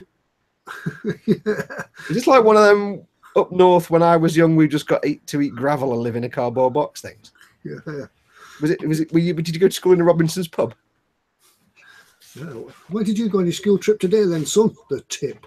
We went to a stinky place. Let's have a look. Anything else? More questions in chat for anybody, but throw us your questions.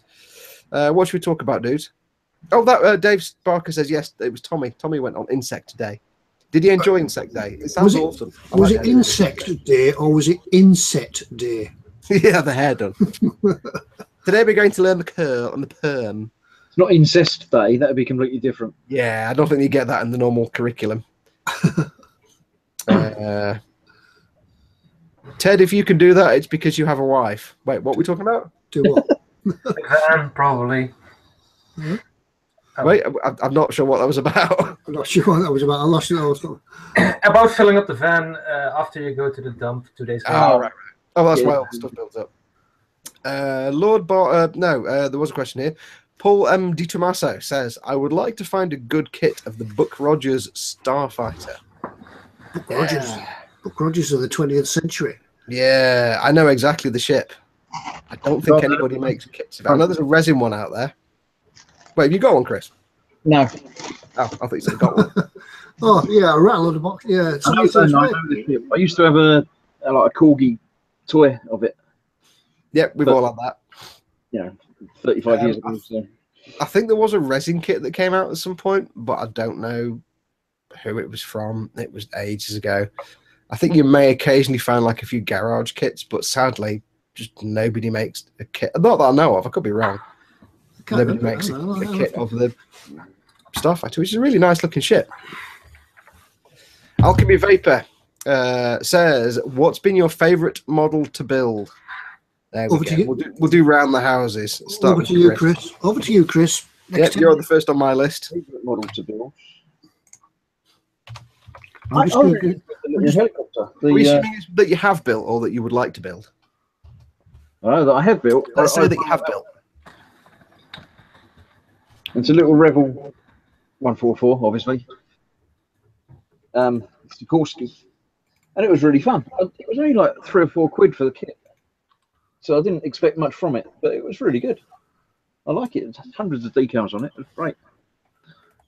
But yeah, it's the one I've built that I most enjoyed building, I think.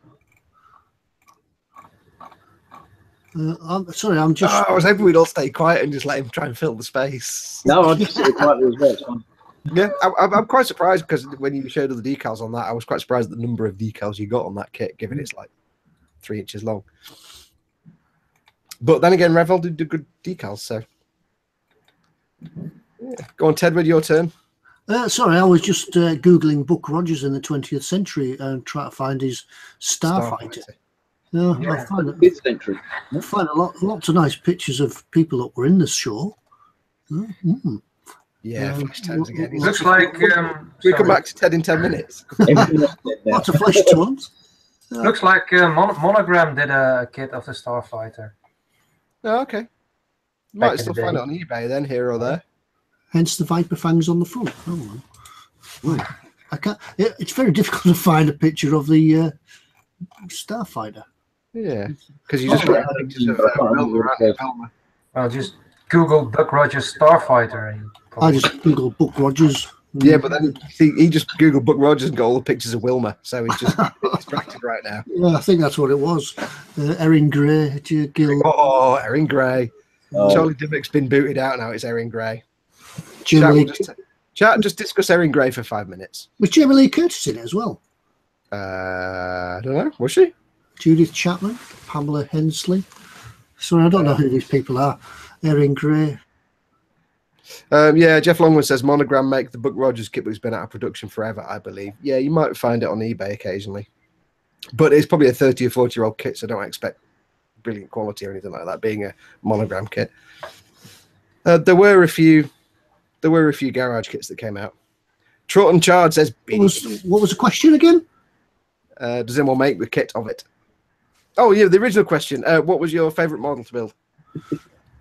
I always we keep getting asked this one, don't we? And I always say the one I'm building now. Yeah, because You've been building it forever. I've been building it forever. Yeah, old lad living in a box eating gravel. Yeah, no, it's whatever model you're building at the moment, because you always build a model and then halfway through building that model you think, wow, that's a new shiny model, I'd love to build that one, and you sort of build the one you're building as quick as you can and you move on to the next one. Yeah, and that becomes your favourite model. Yeah, go on then, TK. What about you? What's your favourite model? Seeing as all the models you build are all ones you hate completely, the members. Yeah, I hate everything about. Is it even a relevant question for you? No, I hate everything about model making. So one day TK will actually buy a kit he wants to build, and then he'll be like, "Yeah, I can't build that." I did. I really did want to build the F84, RF84. So far. So you don't hate it yet, then? Not yet. This time. Yeah, I always thought that. We have this ongoing. 30 days. So. I Yeah, always thought the Drakkar was your favourite kit. Sorry, say again. Tell I talked over you. It was the favorite one to be burned first. Yeah. Which was Falcon yet, TK? Excuse me? Have you done that 144 Falcon yet? Yeah, built it, took it apart, and put it back in the box. Because I really need to finish some of my other projects first. Because the 144 Falcon will be a long, long project. But I did some of the figures.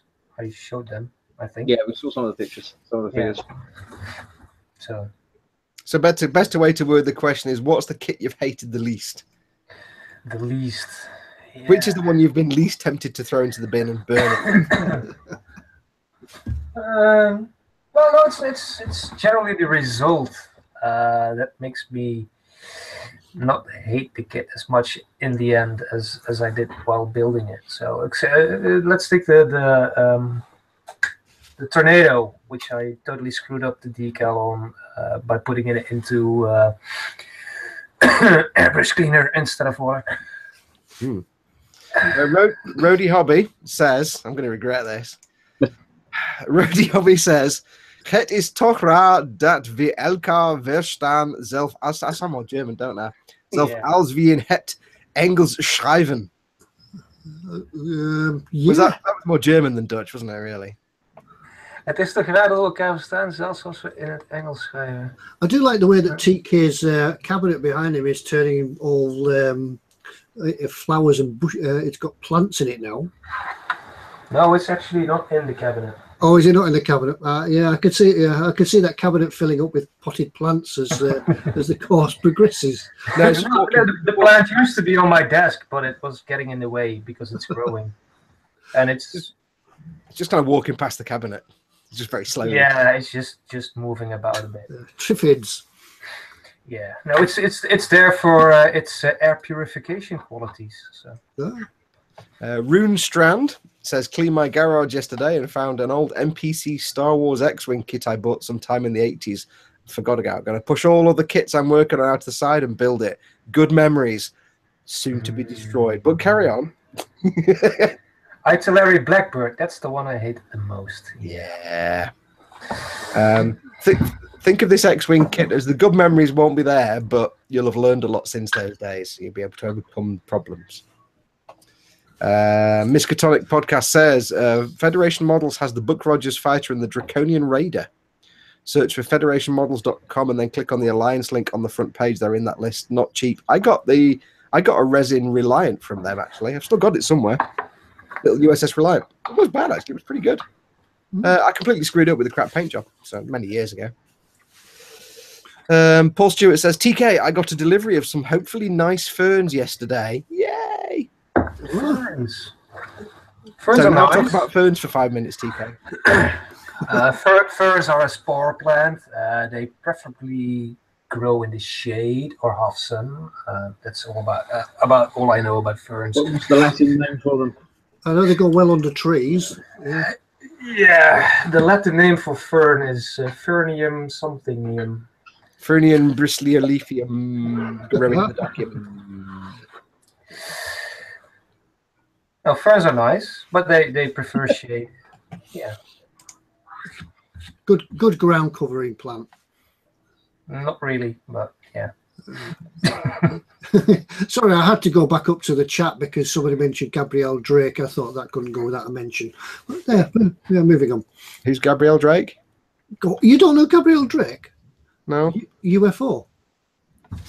Oh, I remember UFO. I just didn't know the Shadow. One of the girls, on Moonbase with the... I've seen it all now. Don't worry about it. It's in there. Purple hair. It's already there, Ted. Flesh tones and everything. Purple hair, short skirts. Yeah, that's it. Apparently, right, moving on. Trivia for you. Space 1999 was originally envisaged as a follow-on from UFO. But then it changed a lot, completely, drastically. The producers were like, don't have it set on Earth at all. So they had to not. So it became Space 1999. What's happening in the chat? Not a lot at the moment. Used to love several kits of Blake 7, said Tough Trot and Chard. Used to love the several kits of Blake 7, Liberated, Dalek, S, Ice Warrior, and Davros. I can't remember them. I used to have a little die-cast metal toy of the Liberator. And I was always really upset that it was supposed to have the glowy arse end at the back and not at the front. Because that made no sense to me at all. It used to fly like that, not like that. Yeah, I remember on Blue Peter, they used to wear bracelets on Blake 7, didn't they? Sort of communicators. Blue Peter made one. Say again, Chris. They were the transporters, weren't they? That was what you've been back up with. Was that where it was? Yeah. And to get you back. I actually have to admit to hardly ever watching Blake 7 when I was a kid. I've had no desire to watch it as an adult. Knowing what the BBC are capable of. I think when it first started, it was good. I used to watch it. Honestly, I did used to watch a bit of sci-fi. Blake 7 was good in the first series, but then it just, as the usual sort of BBC things become rubbish as they sort of carry on with the second and third series. You mean as their already tiny budget peters away to nothing kind of thing? Yeah. Tell you what I did watch the other day. What did I watch? Red Dwarf 11. No, 10. No, 11. 11, 12. 11. 12's the latest one, isn't it? Yes. Yeah, I've finally caught up with that now, so I've been watching Red Dwarf 11. It was all right. Only 6 episodes, which is weird. I've seen the first 2 of the 12, and yeah. Okay. Well, I was looking for something to watch desperately because I like to watch something while I'm eating my tea and I run out of stuff to watch. So I was forced to sign up for the UK TV player thing website because they had a load of body cam cops. I was like, oh, what's that? That'll do. And tell me this is bad website design. You know, like iPlayer, you log in and then you never have to log in ever again, maybe for 6 years. UK TV, you sign in, you press play, you watch the episode, you click on the next episode, oh, sign in. So you sign in, and then it takes you back to a random episode, not the one you're watching. And it's like, God, and then, bad website design. UK TV, sort it out. They don't have adverts, which is brilliant. I like that. I like the lack of adverts. Channel 4 can just bugger off. I don't watch stuff on Channel 4's on demand because adverts, nah. I don't watch stuff on ITV's play because, frankly, there's nothing to watch on ITV. It's all just crap. So Channel 4 is quite good. There's sometimes some good random stuff that comes up on there. Yeah, but you have to sit through adverts. It's like, if I wanted to watch adverts, I'd watch it on telly. I wouldn't actually watch it on a streamer later on. Never mind. What was I talking about? I've got no idea now. I kind of went off on a handbrake turn there and careened off into the ditch. Paul Stewart says, if you're watching UK TV, watch Taskmaster FFS Fox. I will do at some point, but I don't do. My son was watching that. My son came home for an evening before we went to Banger Racing. He stayed the night and he was watching Taskmaster. Some of it was funny, but then I got a bit fed up of it. Can I just point out that, like this ongoing myth that every time Ted recounts a previous job, it's like more awesome than the last 3 jobs, like, bear tamer, whitewater rafter, space policeman, and now he's like, yeah, my son went Banger Racing. Is there anything your family does that isn't awesome? But we only went to watch it. I thought you meant to actually good. We didn't take part. Yeah, we didn't. We just made him. Check out the Lord Barkley III to me says, check out the Joe Anderson Space 1999 documentary to see how it became UFO Series 2. I watched it the other day, and the bit where he was really slagging off the American producer, whose name I've forgotten, Fred Freeberger. He was really slagging him off. Yeah, that was fun. Would you watch that? I wouldn't mind watching that. I like that sort of thing. I like behind the scenes sort of stuff. It's on the YouTubes. Is it? Right. Yeah. Rune Strand says, is the NPC X-Wing really that bad? It's not that bad. It's just a 1980s NPC kit, so there'll be a little filling of seams and the detail won't be the best. But it'd still be, if it's... Apparently they had one that had lights and stuff that came with it, and it had the motorized wings. That was actually quite good. So, but if it's a 1980s NPC kit, you're going to have some issues. Nothing major, though. Don't worry about it. It'll still be fun. So Dave did ask a question about your pond plant, Fox. About my what? On my pond plant. Oh, where was that? What was the question? Question TK, what plant is in Fox's pond, and will it eat him if he goes down the garden to spray a rattle can? Well, we did look up that plant, but I totally forgot which one it was. I know what it is. I know what it is. I forgot. It's a skunk cabbage. Triffid. Yeah, pretty much. Apparently, they're called skunk cabbage because if you break the leaf or pull the flower off, it gets really stinky. It doesn't. We've got the world's only scentless skunk cabbage, and it's only supposed to grow quite small, but it can grow massive, and ours is enormous. It does look at me when I'm out there spraying, but I stay a few meters away from the pond for safety purposes. But it's good. The weird thing is, Gareth Redfern's done a super chat. Thank you, Gareth. Thank you very much. Hey, £2. What's that mean? Basically, you can pay to have your chat pop up in massive blueness. The super chat is available if you want to, if you want to do that. Feel free. I'm more than happy to take money off you. So does Fox now have to share that with all of us? Wait. Shut up. Anyway, we're up to 50p each. Yeah. So super chat is available if you want to if you want your question to stand out. Then yeah, feel free. Thank you, Gareth. That's really brilliant. First ever person to do a super chat. Well, I'm going then. If I'm not getting paid for this, I'm off. Bye. It goes into the pot. It goes into the pot. What was I saying? Yes, it's fading away a bit now, though, because it disappears to nothing in the winter, and then it comes back to the biggest thing in the world. So a lot of plants do that in winter time. They just shrivel up and put all the energy in the roots. Yeah, it just disappears, it just vanishes completely. Yeah. I think it probably goes south. Yeah, probably migrating towards you right now as we speak. Underground. I do wonder if it calls you Seymour, though. Feed me, Seymour. Feed me now. The young boys actually says, "Feed me now." Feed me now. Right, what's happening in the chat? Sorry, I've just spotted some mud on my screen. Excuse me. I'll tell you what, I made a terrible mistake once. Here's a life lesson for you model makers out there. Whenever you are shaking either ammo enamel products or ammo primer, for the love of God, cover up the top. Either make sure it's on properly and shake it under your desk like that. Do not get your, well, this is mostly for the ammo primers. Do not get your bottle and go like that to shake it, because it took me about an hour and a half to get all the primer off my computer monitor. It wasn't that the top came off, it's just that it had accumulated in the lid and then it was kind of leaking out, and I was like, la la la la la la la, painting away, did all the primer, came to do some editing, and there's like whale sperm all over my computer monitor. I'm like, where's that come from? It was the primer. It got everywhere. It was on my wall. It was on the computer. It was on everything. If I had a cat, it would have been covered in it. I haven't even got a cat. So yeah, if you're going to shake things, shake it under your desk. All right, what's happening in the chat? Any more questions for anybody? Let's have a look. Super hat, what Foxx is wearing. I thank you very much. For everybody. Oh, somebody says Scott Thompson, WTF is super hat. Yes, super hat is.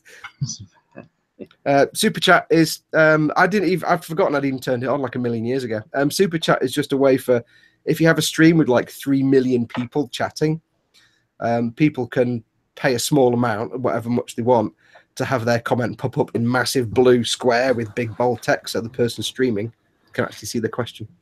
It's not really relevant to this kind of stream, but it's for people where they have like stream just goes like that. The chat's just doing this because there's 3,000 people, but it's an optional thing. You don't have to do it. What does everyone think about 3D printers? Ooh, that's a good question. See, he made Ted turn off now. He's talking technology, broken him. Ted's gone for a wee. My printer's always been in 3D, actually. So yeah.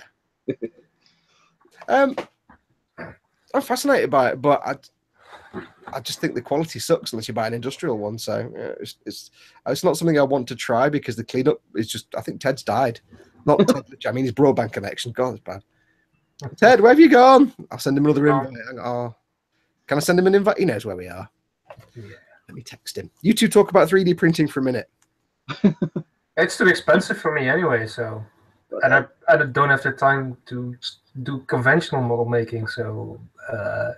Going into the steep learning of actually designing a 3D thing to print. The designing bit is the bit that I see as being a problem. But I'm making tiny stuff.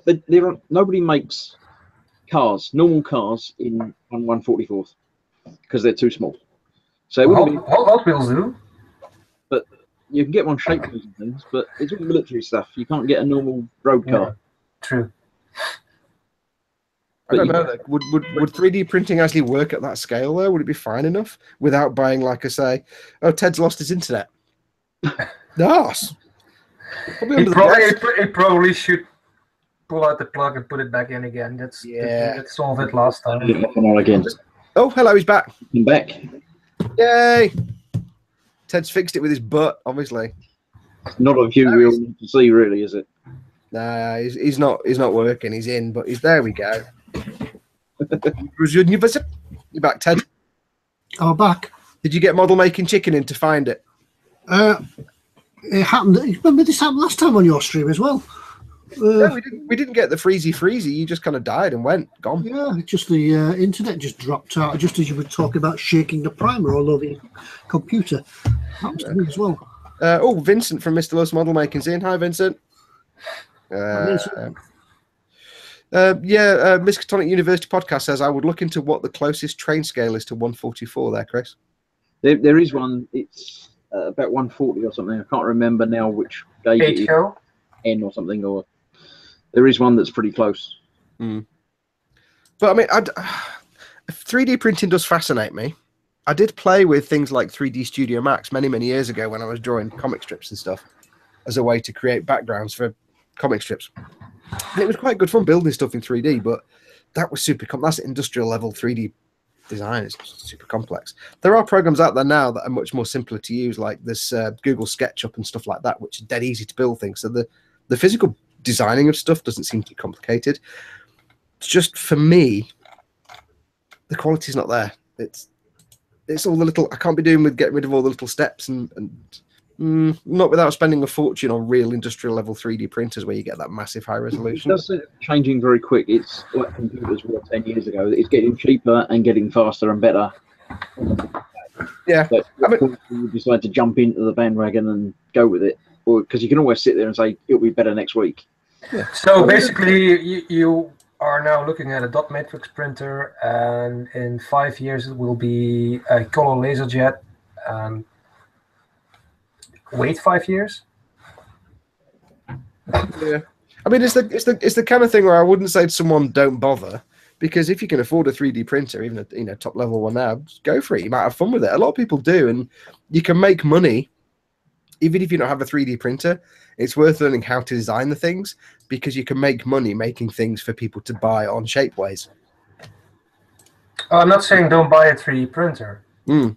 I'm saying I wouldn't myself invest in a 3D printer right now because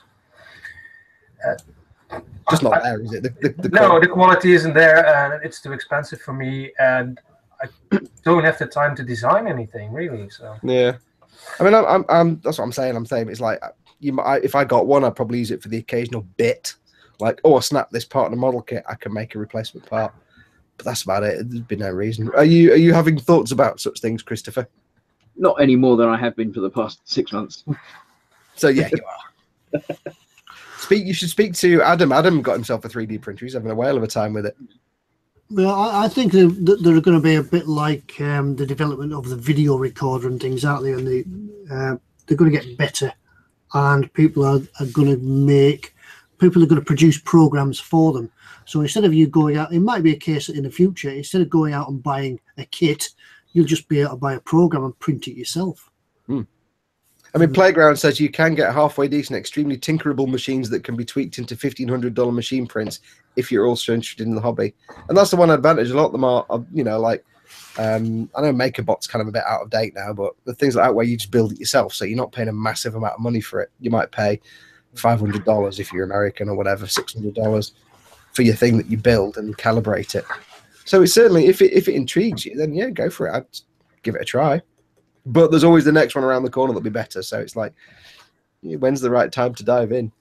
Well, Adam's been into 3D printing lately, so yeah, I said I'd have a chat with Adam, Chris, when you're next to the treehouse. Pick up a thread with Adam and or drop a message and just say, "Dude, tell me all about your 3D printer." He's having quite good fun with it. So, and yes, he has printed a TARDIS already. Because of course he has. Let's have a look. What else is going on in there? Let's have a look. It's all a blur. Yes. Chris, Mr. Vincent says, look at Z or N gauge. Think N gauge would be fairly close to 1/144th. Yeah, Paul says train's coming 1/148 scale. Yeah, so close enough, I think. Probably, sort of. When you're talking about that, so yeah. Yeah. Oh, Dave Weatherman Gone Barker has a question for Ted. Yes, he does. And while he answers that, I'm going to go for a week. So my camera off. Yeah, have I seen the new Star Trek on Netflix? I'm just going for a quick wee. Hang on. Unfortunately, no, because I don't have Netflix. And I don't particularly think that the new Star Trek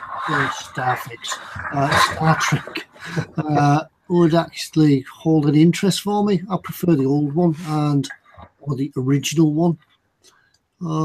So unfortunately, not. I haven't seen it.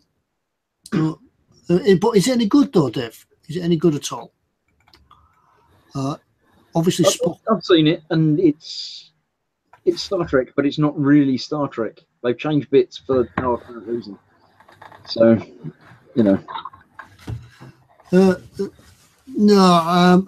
What is it taken along the lines of the old Star Trek? Yeah, it's meant to be set sort of like 10 years before the original Star Trek from the 60s.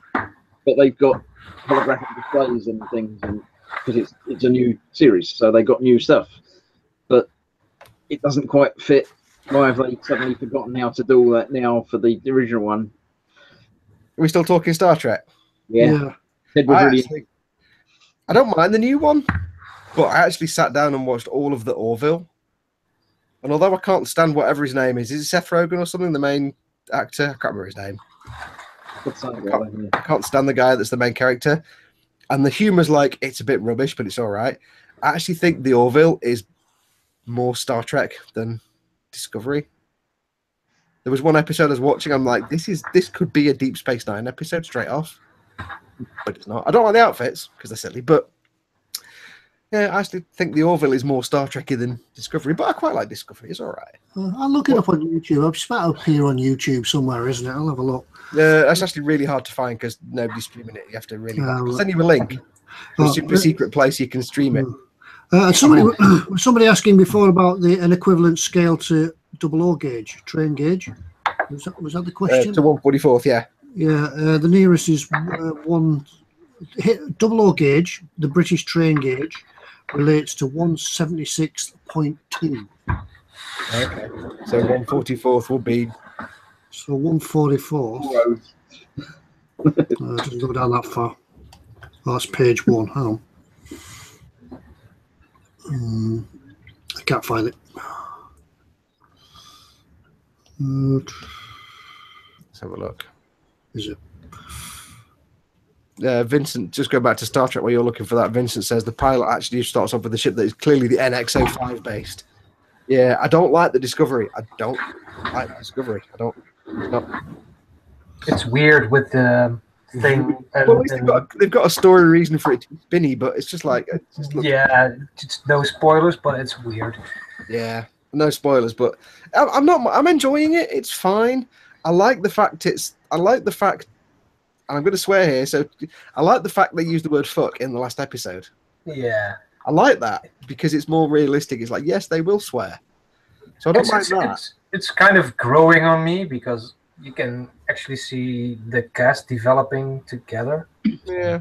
I mean, I'm not saying it's bad. I mean, I am enjoying it. It's just I have to kind of get out of expecting it to be like DS9 or Voyager.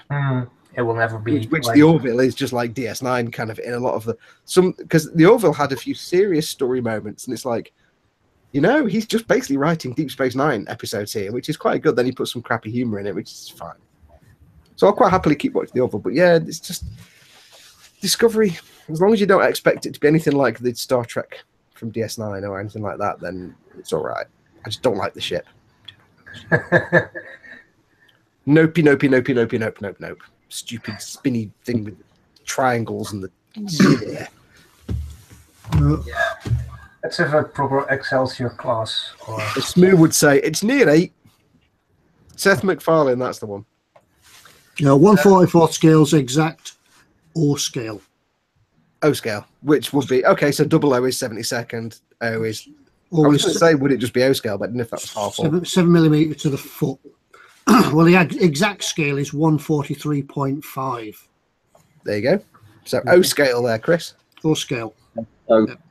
Someone in the chat said it was in. What kind of vehicles are you looking for? I Civilian vehicles or? Yeah, I mean, my whole point with doing 144 stuff is I'd like to get a bit of everything. Yeah. So I've got a tank and spaceships, obviously, but a helicopter, a car, a bus, a plane. I do find that some model railway stuff in O scale is a bit. Some of the O scale stuff in model railways, if you go in that direction, is a bit toyish. It looks a bit toyish. Yeah, you'd have to repaint it completely. Yeah. Lots of customization options. Sorry, I'm sort of interrupting the chat there and taking the flow off it. It's just like surfing the web for an evening. That's all right. Yeah. Just going back to Star Trek again, Vincent says, Fox, I wish they'd stuck close to the original transwarp drive idea from the old school movies. Again, no spoilers. But at least they've kind of killed off the whole thing that they did in the first episode. That's gone now. So at least they're just stuck with warp drive as normal there. The dilithium crystals. Hey, Captain, you great. It's got to shake itself apart. Yeah. Can he do that, Captain? Chris needs to leave Team 144 and join Team 172.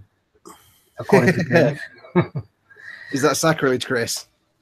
That means I'll have to change my logo. Oh, gross models. You have to be half gross. Slightly gross. Yeah, where is Smooth tonight? Scott says Smooth is missing in action. Where is he? Smooth is hibernated. It's probably a bit windy up there at the moment. Hurricane Brian is probably working its way up. I don't know though, because Smooth Scottish obviously is immune to like cold. Yeah, it'll be moving. It's hit island. It'll be moving across. Yeah. Wait, is there another hurricane going up there? No, we've got the arse end of Storm Brian. Yeah, I mean, what a name, Brian! It's like average middle class suburban storm. Yeah. Hello, I'm Storm Brian. If I look at the weather forecast, the temperatures are rising again because it's nearly November. Miskatonic University says, I want an Orville model to light up. I'm not sold on the Orville either. I like the front. I just don't like the loopy things on the back. But he had, Why did they have to call Galaxy Quest? but he had quite big eyes, and his beak was it orange? Not that Orville. And he couldn't fly. He'd like to fly. I wish I could fly. But I think it keeps making me think of Moya. Moya, but Moya was awesome. Ted's really lost on this whole sci-fi. He's like, I don't know what to talk about. See, Moya looked awesome, but Moya is Farscape? Yeah. Yeah, that was awesome shit. Just the only thing I don't like about the Orville is that the ship is. It just looks too Galaxy Quest. It's just too. They could have done something with that ship to make it look awesome. It looks fine at the front. I like the front. I've got a really itchy eyeball. I don't know how to deal with that without grossing myself out. I will. Oh, Will's speaking. Is he watching from work? What's that? Is Will watching? Yeah, Will's in. Hey, Will. Chat, you are now moderated. Behave yourselves. Yeah, the man is awake.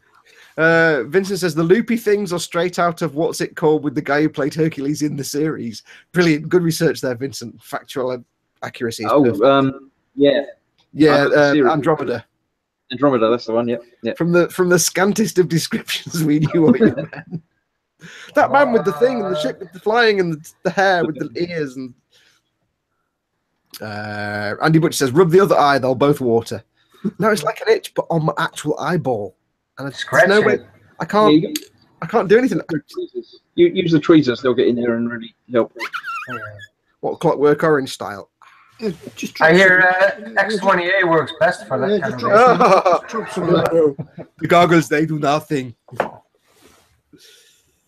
Miskatonic says he'd love to see the Orville and the Protector together. I like the Protector. The Protector has a good look to it, but unfortunately, the Orville to me looks too much like that. It just needs to get rid of the sort of.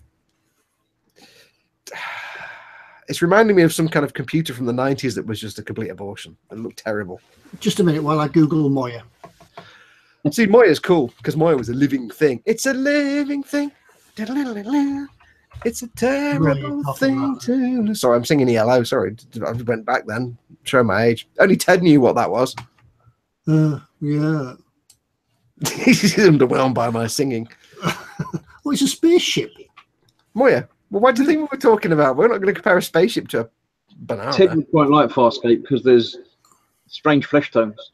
Yeah, there's blue flesh tones. And white. I think Ted actually quite likes Farscape because it's silly. Farscape was brilliant.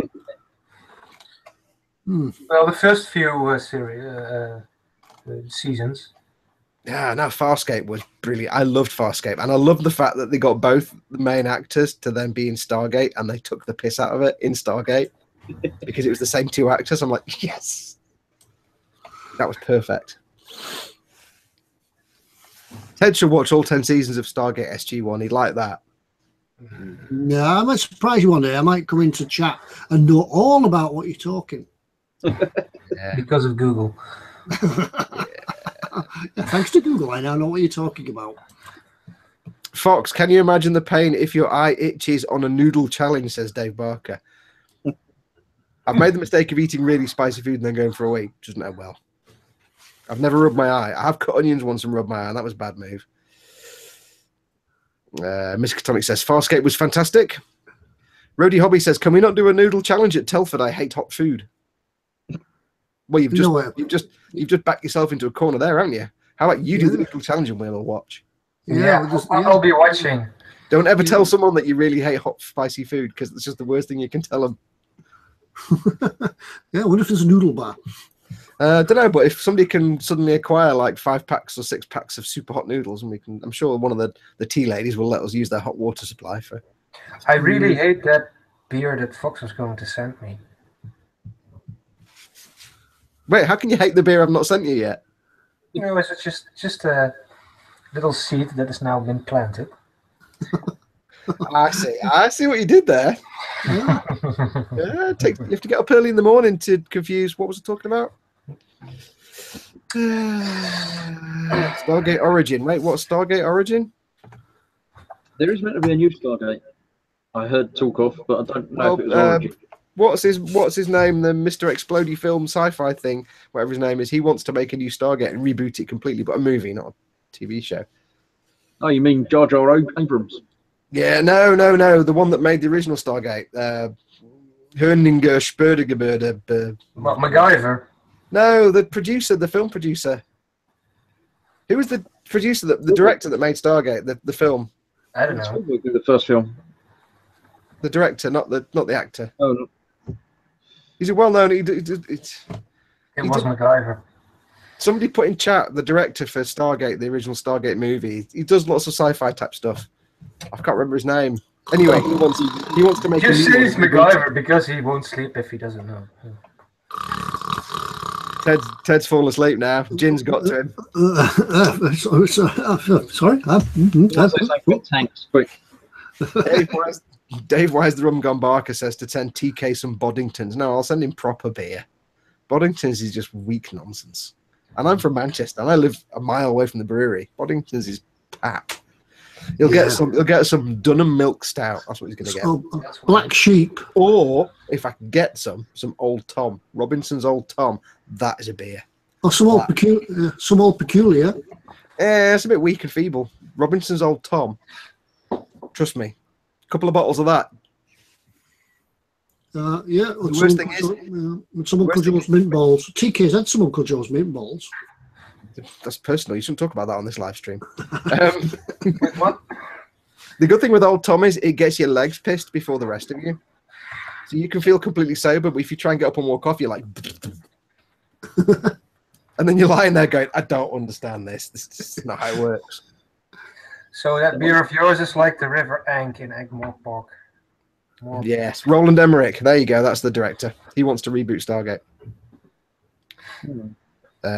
Vincent says, I'm taking beer along roadie benefits of living down the street from the biggest beer vendor in Flanders.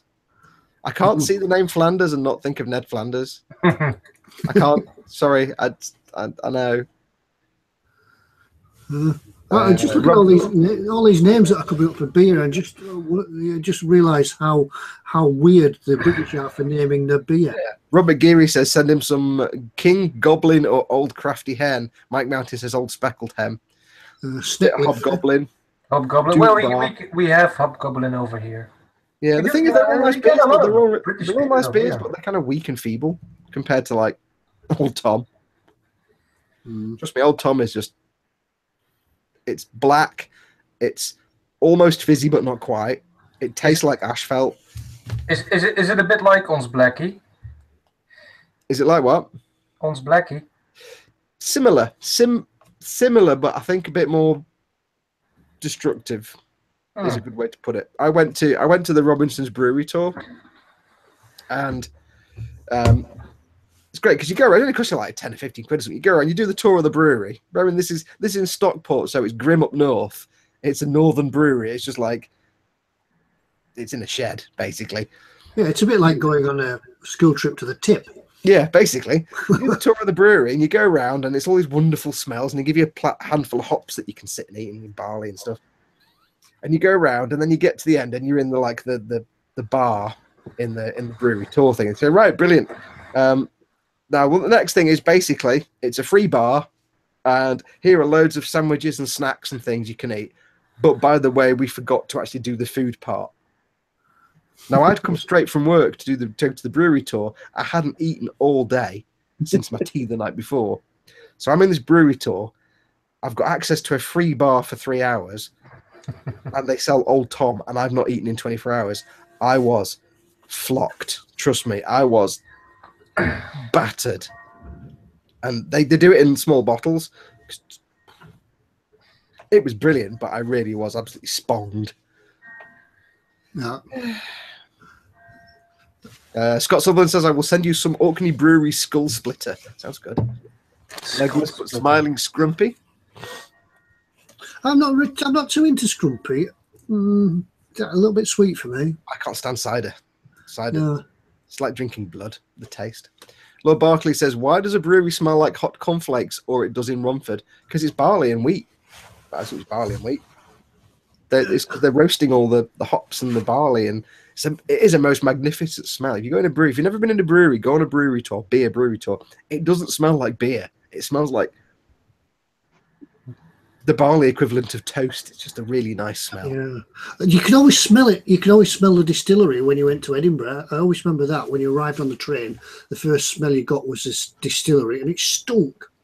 Yeah, well, if you're outside, it smells like just like a brewery. It smells horrible. It smells like just the toilets in a bad pub. If you go in the brewery, it just smells of nice barley hops, and it's just nice.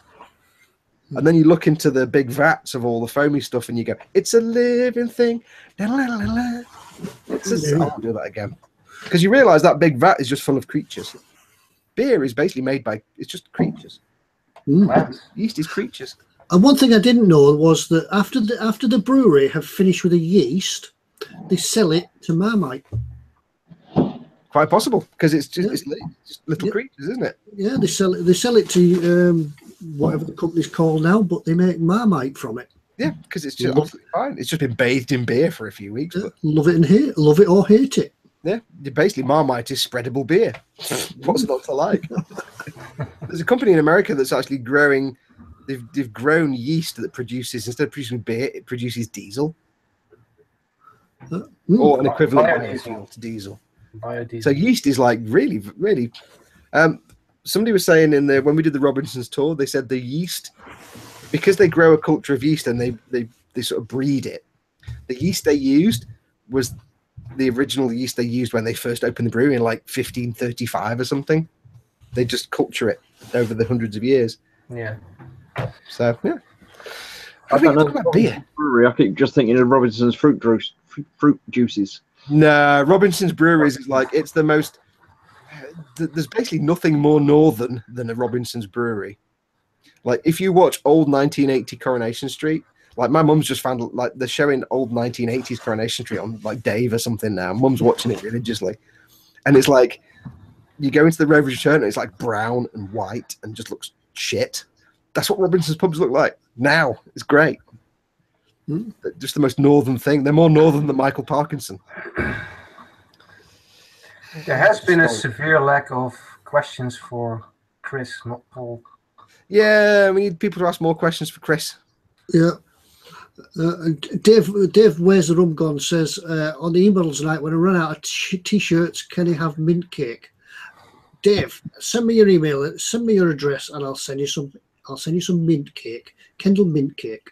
Yeah, because the thing is, e-models wouldn't provide the mint cake, so we'll do it as a gift. Yeah. You know where I am. Send me your email. You send me your address. I'll send you some mint cake. Yeah. With a bite out of it. Nige says, "What is Colto and what is a Bothan?" A Bothan is Star Wars. Calto is in Voyage, Star Trek Voyager, and it's a game that Tuvok plays with little sticks. Unless it's Colto and not Calto. Dave says, "Ooh, cheers, Ted." Yeah, and if he's still with us, I think he's already gone. Andy Butcher's left us. Good night, Andy. Ooh, excuse me. Marmite. Says Stephen Fast. There was a thing on the telly last night about Marmite, and it's in your genes apparently. Not in the blue denim ones, but it's in your genes as to whether or not you love or hate Marmite. You can take a DNA test. Really? Yeah, you can take a DNA test to say whether you're a lover or a hater. But why would you like Marmite but not beer, seeing as it's both yeast products? Yeah, well, extract. I mean, the name's in the thing. It's yeast extract. Yeah, well, I hate it. I hate stuff. Does that mean that when they make Bovril, they have to get like little yeasts to grow cows? Maybe. Yeah, but imagine spreading live things on your bread. Well, your bread's made of potentially once live things. That's made of yeast. Basically, when you have a Marmite sandwich, you're basically having yeast on yeast. It's something not as appetizing now. I still like Marmite though. I can't. Yeah, Marmite's good. TK, you've not weighed in on the Marmite issue. Your word is required. Are you a lover or a hater? I know what the pot looks like. I never had it. Did you send him some, Ted? I know I sent him some gentleman's relish. What did you think of the gentleman's relish? It's still in the pantry. It's like I said before, I'm not a seafood kind of guy, so I'm still staring at it. Do I dare to open this? I'll bring you some Marmite sandwiches at Telford. Maybe we should. Maybe we should have a Marmite gentleman's relish stream. Do you put gentleman's relish on your gentleman's sausage? I'm not asking that question. Move on. You don't want to go there. You don't want to go there. No, I kind of when I was saying it, I'm thinking, I'm asking this question, aren't I? Well, stop. Philly, suggestion for Chris rather than a question. E-models are selling the Revell 144th F-15 jets for £4, and they are really nice little kits. Yeah, I've got one in the cupboard. Yay! They are top heavy though. They're what, top heavy? Yeah, they flip backwards. Okay. Is that not like in reality? Go backwards that far.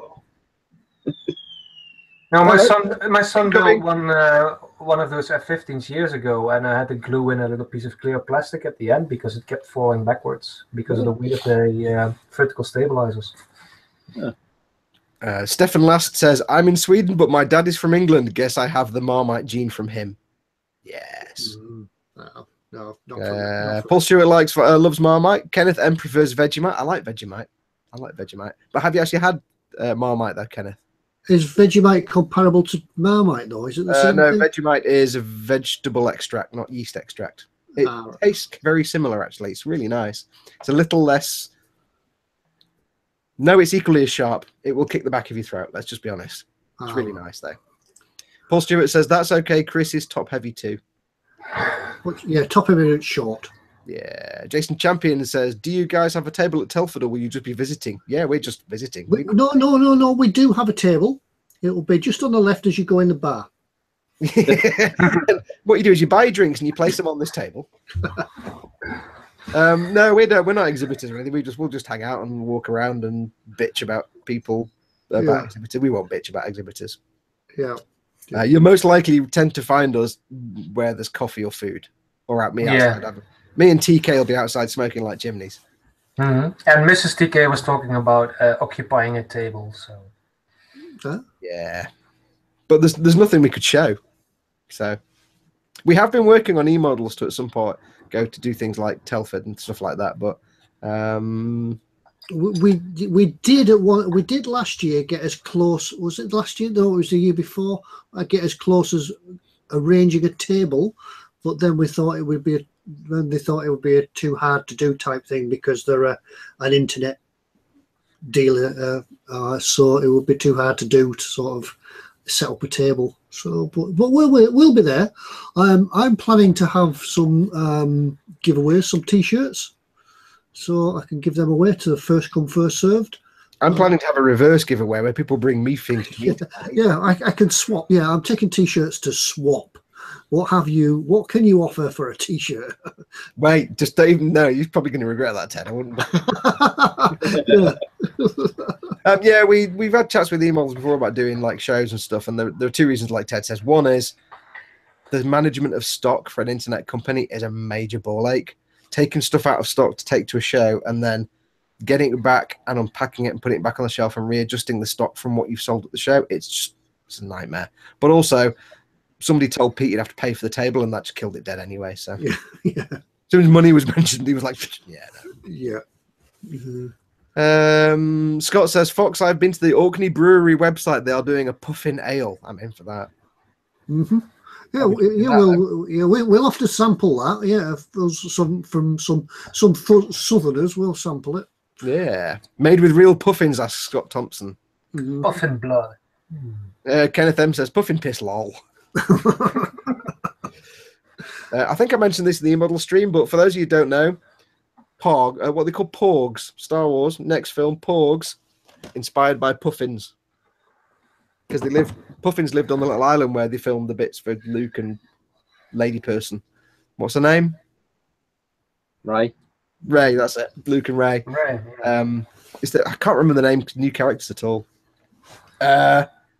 And apparently puffins lived on them, and they thought they're really cute. Let's make up a new thing that's not as awful as Ewoks. Mr. Loth repeats question for Chris.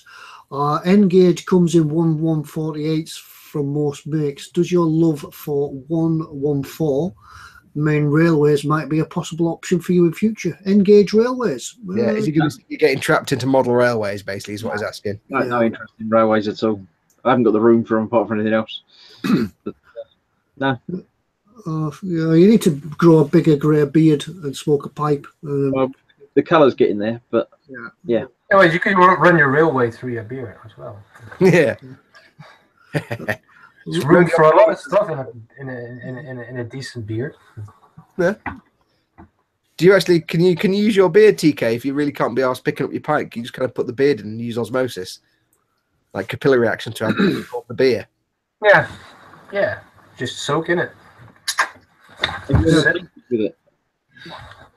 Say again, Chris. Have you ever painted with it? I'm sure you could get. Yeah, I use this for weathering mostly because it's nice and irregular. You're irregular. Streaking. Loads of uses. Rody Hobby says all these people going to Telford should have a Stroopwafel with them. Yeah, you should pin it to your lapel so we all can identify each other. Yeah. Paul Stewart says I'd love a model railway. Right, Paul, Chris, that's all your Christmas present for Paul sorted out. One bit of track each year. You never knew we had a secret desire for diesel double-headed 20s or whatever they were called. I've got a question. What weathering products are safe to use on rubber tracks for tank kits? He's just got his first proper tank. And he's not the Meng Chibi tank. Any of them. I think they're all easy to use and suitable for use on vinyl tracks. I don't know of any that are not. Most of them are either acrylic or enamel, and that will go on your rubber track. This one here, this mud stuff here is suitable. And it's gone on these tracks here, these rubber tracks on this Tamiya tank. So yeah, all of them are suitable. Haven't heard any that's not. Yeah, the only thing to be aware of is that if you're using those rubber tracks, glue them in place. Don't try and paint them and weather them before you attach them, because if you're bending them around, all that paint's just going to flake off. Yeah, it's going to affect off. Yeah, and once you put the weathering products on, if you plan to push your tank up and down the desk and have the tracks going around, it's not going to happen. Yeah, so just get your tracks all glued in place so they're not going to move and flex. That's the main thing. Chris says, I've seen a layout in a briefcase. Chris, it's you. You can't. You may as well say it out loud. You know you're on camera and talking with the type in the chat, you know. Yeah, he's gone back to his old ways of typing in chat. Yes, he's not a mod now. But if you want to with the class, you have to remember that people. Edison Champion says we should drop by and see him. He runs the Spanish Civil War SIG, so he'll be there. He's new to the YouTube community. Be nice to see some of you guys in person. Yeah. Is that at Telford? Yeah. When we get right close up to Telford, we should have a post somewhere where we can make a list of the people that we intend to see and bump into. And that's suggesting some kind of planning and organisation. Yeah, no, we don't. As you can tell from our live streams tonight, Chris, we don't do planning and organisation. Yeah, you're learning this slowly. You'll learn this over the course of more live stream. The plan for Telford will be get as many coffees down my throat as I can, meet up with everybody, and that'll be 20 minutes of, where are you? I'm near the such and such desk. Where the hell is that? I've only just got here and I've not had a coffee yet. Then we'll just wander around. Yeah. Our autographs will be available for sale and signed pictures. Yeah, on a sliding scale, from starting with Chris at 2p and me at 350 quid. Me and Ted will be wearing big fat E-models jackets. We'll be the only people in the entire building wearing E-models jackets. Are we doing that, Ted? Are we definitely doing that? Yeah, well, no, that'll be sweating profusely. Oh, God. Well, we might be wearing E-models jackets for a bit. As it gets warm, it's coming off and I'm wearing something else. Yeah, I'll have to get a T-shirt with "Slap it on." Slap it on. Slap it on. Yeah, you can speak to Chris. Chris is your man because he's got his little custom Modelmaker's Treehouse T-shirt there. Show off your T-shirt, Chris. We've not really talked about that yet. I've got a T-shirt done. Brilliant. Anyway, it's red. Yeah. Is there an official model boom hut colour? Yeah, well, the red shirts are the first ones to have issues. No, Chris just got that done off his own bat. There's a shop over the road from my shop that does custom T-shirts. So they. Yes. I don't think I did ever do a Treehouse one for us guys. I don't think I did. It's on Cafe Press anyway. So yeah, they're available on Cafe Press. But is there an official colour? You know, like football teams have a colour, and so you associate E-models is green. Are we green as well? No, I think random is probably the best colour for us to use. Yeah. Random and slightly soiled, perhaps. I think we'll go to that. I think we'll go for both for that green as well. I think slightly soiled is probably the best colour, if that's a real colour. Chris, so this is Dave. Chris says, this is Dave saying, Chris, it's moved. God damn it, stop moving. Hang on. Chris, somebody would have to be the responsible adult. That's never going to happen. Yes, exactly right. You didn't even see my lips move, did you? Yes. Yeah, no kind of organisation. Any idea from Miss Catonic? Any ideas where to find cityscape buildings, cars, people in 1/350 scale? I want to make a diorama for my 1/350 Gypsy Danger. I'm not sure about 1/350 scale. There's lots of 1/35 scales everywhere. Yeah, I think you're getting again into the railway type things, aren't you? Yeah. I don't know if that's... cars and people are going to be tiny because 144 people are tiny. Yeah, it's going to be half the size of that little guy. Yeah, that's tiny. What's that? That's 144. Yeah, I think at that kind of scale, you're really getting into things like scratch building. If you're doing like a cityscape, might be just kind of scratch build stuff with plastic card and clear paper. I mean, if you think of an office building, it's probably not easy, but fairly simple to make with this basic grid pattern of strips and use clear plastic for the windows on the inside. He says, have a look at the model railway stuff first, and then if you have to build it, you might get some ideas from there. Yeah. Lord Barkley says, take a stack of E-model stickers. You should ask Pete to send you some, Ted. Yeah, I was going to do that actually. A whole mess. Yeah. Tell him we'll be pimping with the. Tell Pete we'll be wearing his jackets and pimping. He'll probably get thrown out. Oh, out! You can't do that in here. Out. Yeah, that's fine. It's too warm anyway. He's found some people to put on ship models, but no cars and buildings, says Mr. Smith. Scott Sutherland says, have a look for architecture models. Question for all from Vincent. Would you consider doing a section of showing members' builds similar to ISM does, a post in the hut where everyone posts his build a few days before the stream? So why not? I think we'd have to talk about that one, Fox. The difficulty is how you do that as a live stream. It's not something I can. I've seen how ISM do it. We don't really want to steal their thunder. No, but the difficulty is, it's like if I've got like say 30 pictures I want to show and you do it as screen share, I've got to have 30 tabs open. That would kill my PC. But the same thing, just going through a web page and reloading the next one is a bit too big to watch. Maybe it's the kind of thing we might not do as a live stream, but do as maybe a video. Bye, Dave. What's that? Dave's going. Oh, all right, Dave. Thanks for coming in. Right. Thanks, Dave. I used to do little showcase gallery videos on the Guru channel, but that's kind of why I set up the Boom Hut, was really so I didn't have to do that because people have got their own place where they can show off all the stuff anyway. Well, we'll have a think about it. Yeah, don't see why not. We can sort something out. We'll have a chat. Kenneth says you can do it on Twitch. Yeah, but I'm not monetized on Twitch. That's why it's on YouTube. The only reason I do Twitch is for the game streams. So I know you can monetize Twitch, but nah. Download the picture in advance and show them through Picture Viewer. Just have a cut-off hour in place. Yeah, we'll figure something out. I don't know if it's worth doing through a live stream where it will be less quality picture than it will be doing as a pre-recorded video where you'll have 1080p. Because live stream is 720p. So, well, you could do them as a small break feature, but then you would have to plan it. Yeah, we don't do planning. Yeah. Roadie Hobby, is there a file or site where you can find out how big something is, like a cobblestone or a window or brick? Yeah, there is a scale converter online somewhere. I thought I had it as an app. In fact, I'm sure you can get it as an app, certainly on iPhone. Whether it happens on Android, maybe have a search for it. But you can convert sizes.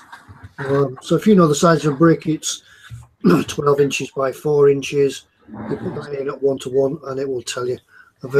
Just a thing like this. Use a vernier gauge just to go and measure a brick. Yeah.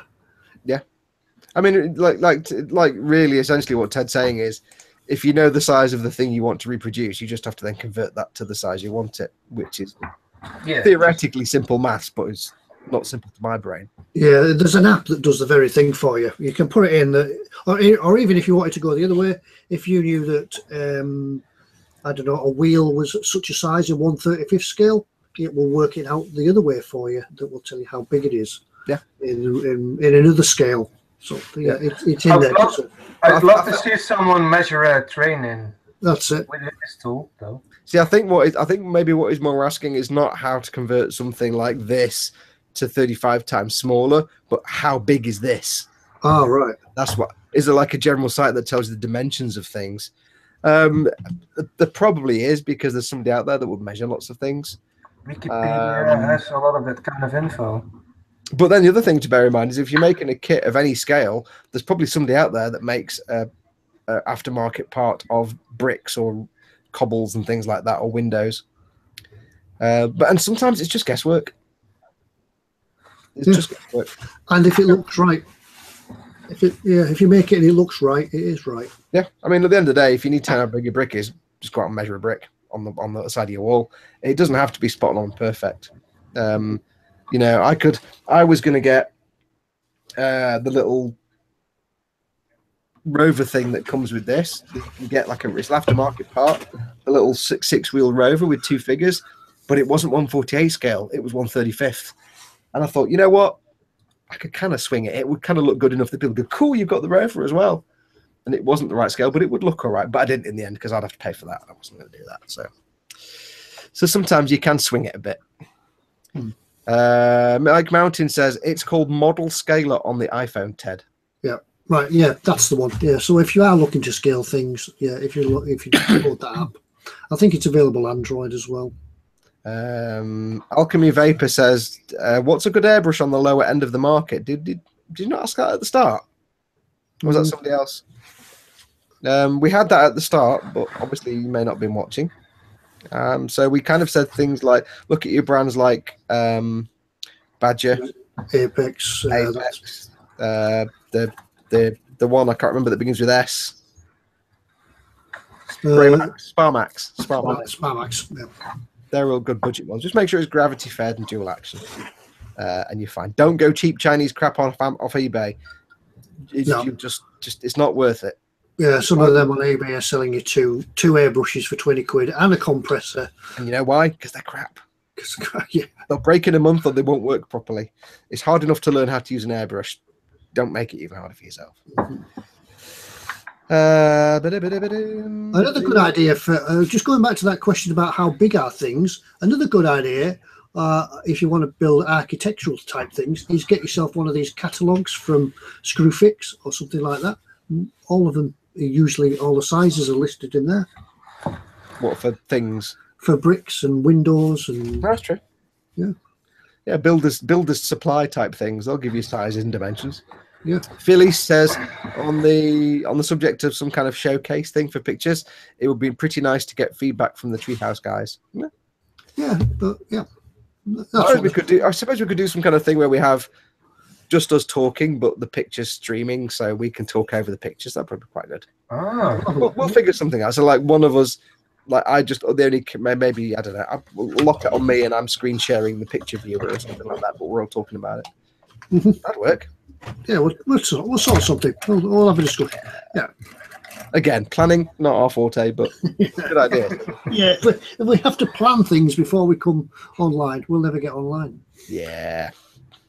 We'd never get out the planning stage. Jason Chapman's off to bed, no doubt. Yeah. Good night, Jason. What time are we on, dudes? It is. It's 11:30. Oh no, that's 2.5 hours. Hello. Oh, you guys in the bus is 12:30. Kenneth M says, I think I suggested this already. Yes. We're kind of cobbling everybody's ideas together and trying to figure it out. But yes, thank you for your suggestion. Yeah, it's always good to get ideas off you guys because it's, as we say on the models thing, it's your chance to have a chat and it's your show. Well, for the Treehouse, it's good to get ideas of you guys because we haven't got any bloody ideas. No. So, Mike, take care, Mike. Take care, Mike. I think on that note, as people are falling like flies, I think it's home time now. Yeah, it's already coming up to 11:30 our time, and next Wednesday at TK's time. Yeah. So I think we shall call it there, chaps and not chapesses. It's getting light again, so yeah, it's almost August at your end. Well, thank you to everyone who's been watching, everybody who's watching live, and everybody who's been in the chat. Thank you so much. Have a good laugh. Thank you to TK as always from TK's Models. Check him out on YouTube, youtube.com/TK's Models. Is that right? Something along that lines, yeah. Just look up TK's Models. It gets confusing with the apostrophe and the full stop, but you'll get there. So thank you to you, TK. Good fun as always. Thank you for having me. Yay. And Tedward, as always, Skipper Ted. That's it, Skipper Ted. Models. Skipper Ted on the YouTubes. Have you got your own address on YouTubes yet? It has, yeah. It has, but I don't know where it is. Skipper Ted. Yes, just search Skipper Ted. You'll find me. Yeah, you'll find him. You can tell by the logo. And last but by no means least, of course, Christopher, your first ever Treehouse. You've been a bit like the deer in the headlights, but you've done don't worry. That kind of slightly terrified look on your face a few times. It gets easier, don't worry. But how have you found? You've had a good time? Yeah, it's been good. It's been nice hanging out and chatting, and not as scary as you thought then. Next time I'm going to send some questions. I'm going to send some questions in anonymously for Chris next time. So we have an anonymous question that says not from Ted. Okay. So I've got a question from not Ted either this time as well. Yeah. But yes, thank you for coming along, Chris. It's been good fun having you on. Hopefully we'll have you on for lots more. It gets really weird. You get used to talking to someone by looking at the camera and not at them on the screen. It gets really... Yeah, you have to get used to that. You also have to get used to the fact that we ask each other questions about stuff we already know, but we know, but the viewers don't know that, so we have to ask that. So I believe you've had a problem, Chris, with this, that. Why don't you tell me all about it? I told you last week. Yeah, I know, but you get used to that. I've just been thinking, is this the last live stream before Telford? When's Telford? Second weekend of November. It's usually Remembrance Weekend, 11th and 12th, which will be... Hang on. Well, theoretically, because what I'm hoping to do, and this is what we said on the... I meant to mention this at the start, it's what we meant to say, what we said on the post on the Boom Hut and everywhere else the other day. We're hoping to maybe make this a bit more regular than like the second Saturday of every month. So that, you know, the Patreon guys get their after hours podcast a bit more frequently, and the non-Patreon get this podcast. We're going to see if we can maybe do it every couple of weeks. So it'll be Saturday the 4th will be the next one. If this is the second Saturday of every month, that would be the Telford weekend. No, but if we do it, if we stick to every couple of weeks, it's the. I'm just looking at my camera over here. It's the 21st today, so next weekend is the 28th. So it'd be the 4th, wouldn't it? No, if you're saying it's the second Saturday every month. No. I'm saying we were going to do it the second Saturday, but instead we might start, if we can, do it every couple of weeks. Right. Well, if we did one on the 4th, we'd get one in before Telford, the week before Telford. Yeah. No, that's not a promise, because we obviously the problem is that we all live in different parts of the world. Yeah, TK's in the Netherlands, Will's in New Zealand, Adam's in America. It gets really hard to get us all together in one place. So we're going to try our best to try and have one every couple of weekends, basically. So, like, you know, this next one maybe the 4th or 5th, something like that. Maybe not the 5th, because that'll be fireworks, and that should be interesting. So we'll do our best. We're going to try. So the next one will theoretically be an after hours for the Patreon guys, and then the next one after that, a non-Patreon. Then we'll try and do them either or. So stay tuned. We'll keep you updated anyway. Yeah. So basically, this is the last. This could be potentially the last one before Telford. Yes, okay. Unless you're a patron, in which case it might not be. So then I'll maybe seeing you on Telford. Yes. Yeah. I've got to have my car as it gets me to Telford. Well, I hope Brody's car gets us to Telford. Yeah. I was sitting the other day thinking, if I set off at 7, will I get... Because when I got there last year, I got in the car park I parked my car, and the moment I got out of my car, the guy was like, there are no more spaces. Nobody else could get in. I was the last car in the car park. It's a big car park. So I'm thinking, I can't remember what time I set off. Do I set off at 7 and get there for 9? But what if that gets me there too late and there's nowhere to park? I have no sense of direction. I'll panic and get lost. I'll be setting off when it's still dark in the middle of the night. You'll be setting off like 3 days before. Yeah. Aren't you a lot closer to it than me? It's only going to take me a couple of hours to get there. Yeah, I don't know, but I don't want to, if I can't park in the Telford Exhibition Centre car park, I'll go into panic mode because I don't know where I am and I don't like driving where I don't know where I am. So I need to make sure I get into the Telford car park. I have to get ready a day early, so yeah, you've got the biggest, longest journey. So drinks are on you, basically. Well, maybe. Yeah. I'm bringing the wife, so probably not. Yeah, maybe not. But anyway, regardless of that, if we don't see you next week, the next show, TK, we will see you at Telford. Yeah. But yes, thank you to everyone who's been watching. We will see you all very soon. Like I say, if you're a patron, hopefully in a couple of weeks. If not, we'll see you in 4 weeks' time. The next one of these. Theoretically, I'll stop now. Thank you so much for watching. Take care of yourselves. From these guys, these reprobates, and from me, go make something awesome. Go be awesome. And until next time, I'm stretching it out now. Until next time, adios, amoebas. Bye. Bye, guys. Pressing the button, pressing the button, pressing the button. Don't forget to turn off your telly. Bye. Switch off your set and go and do something less boring instead. Bear.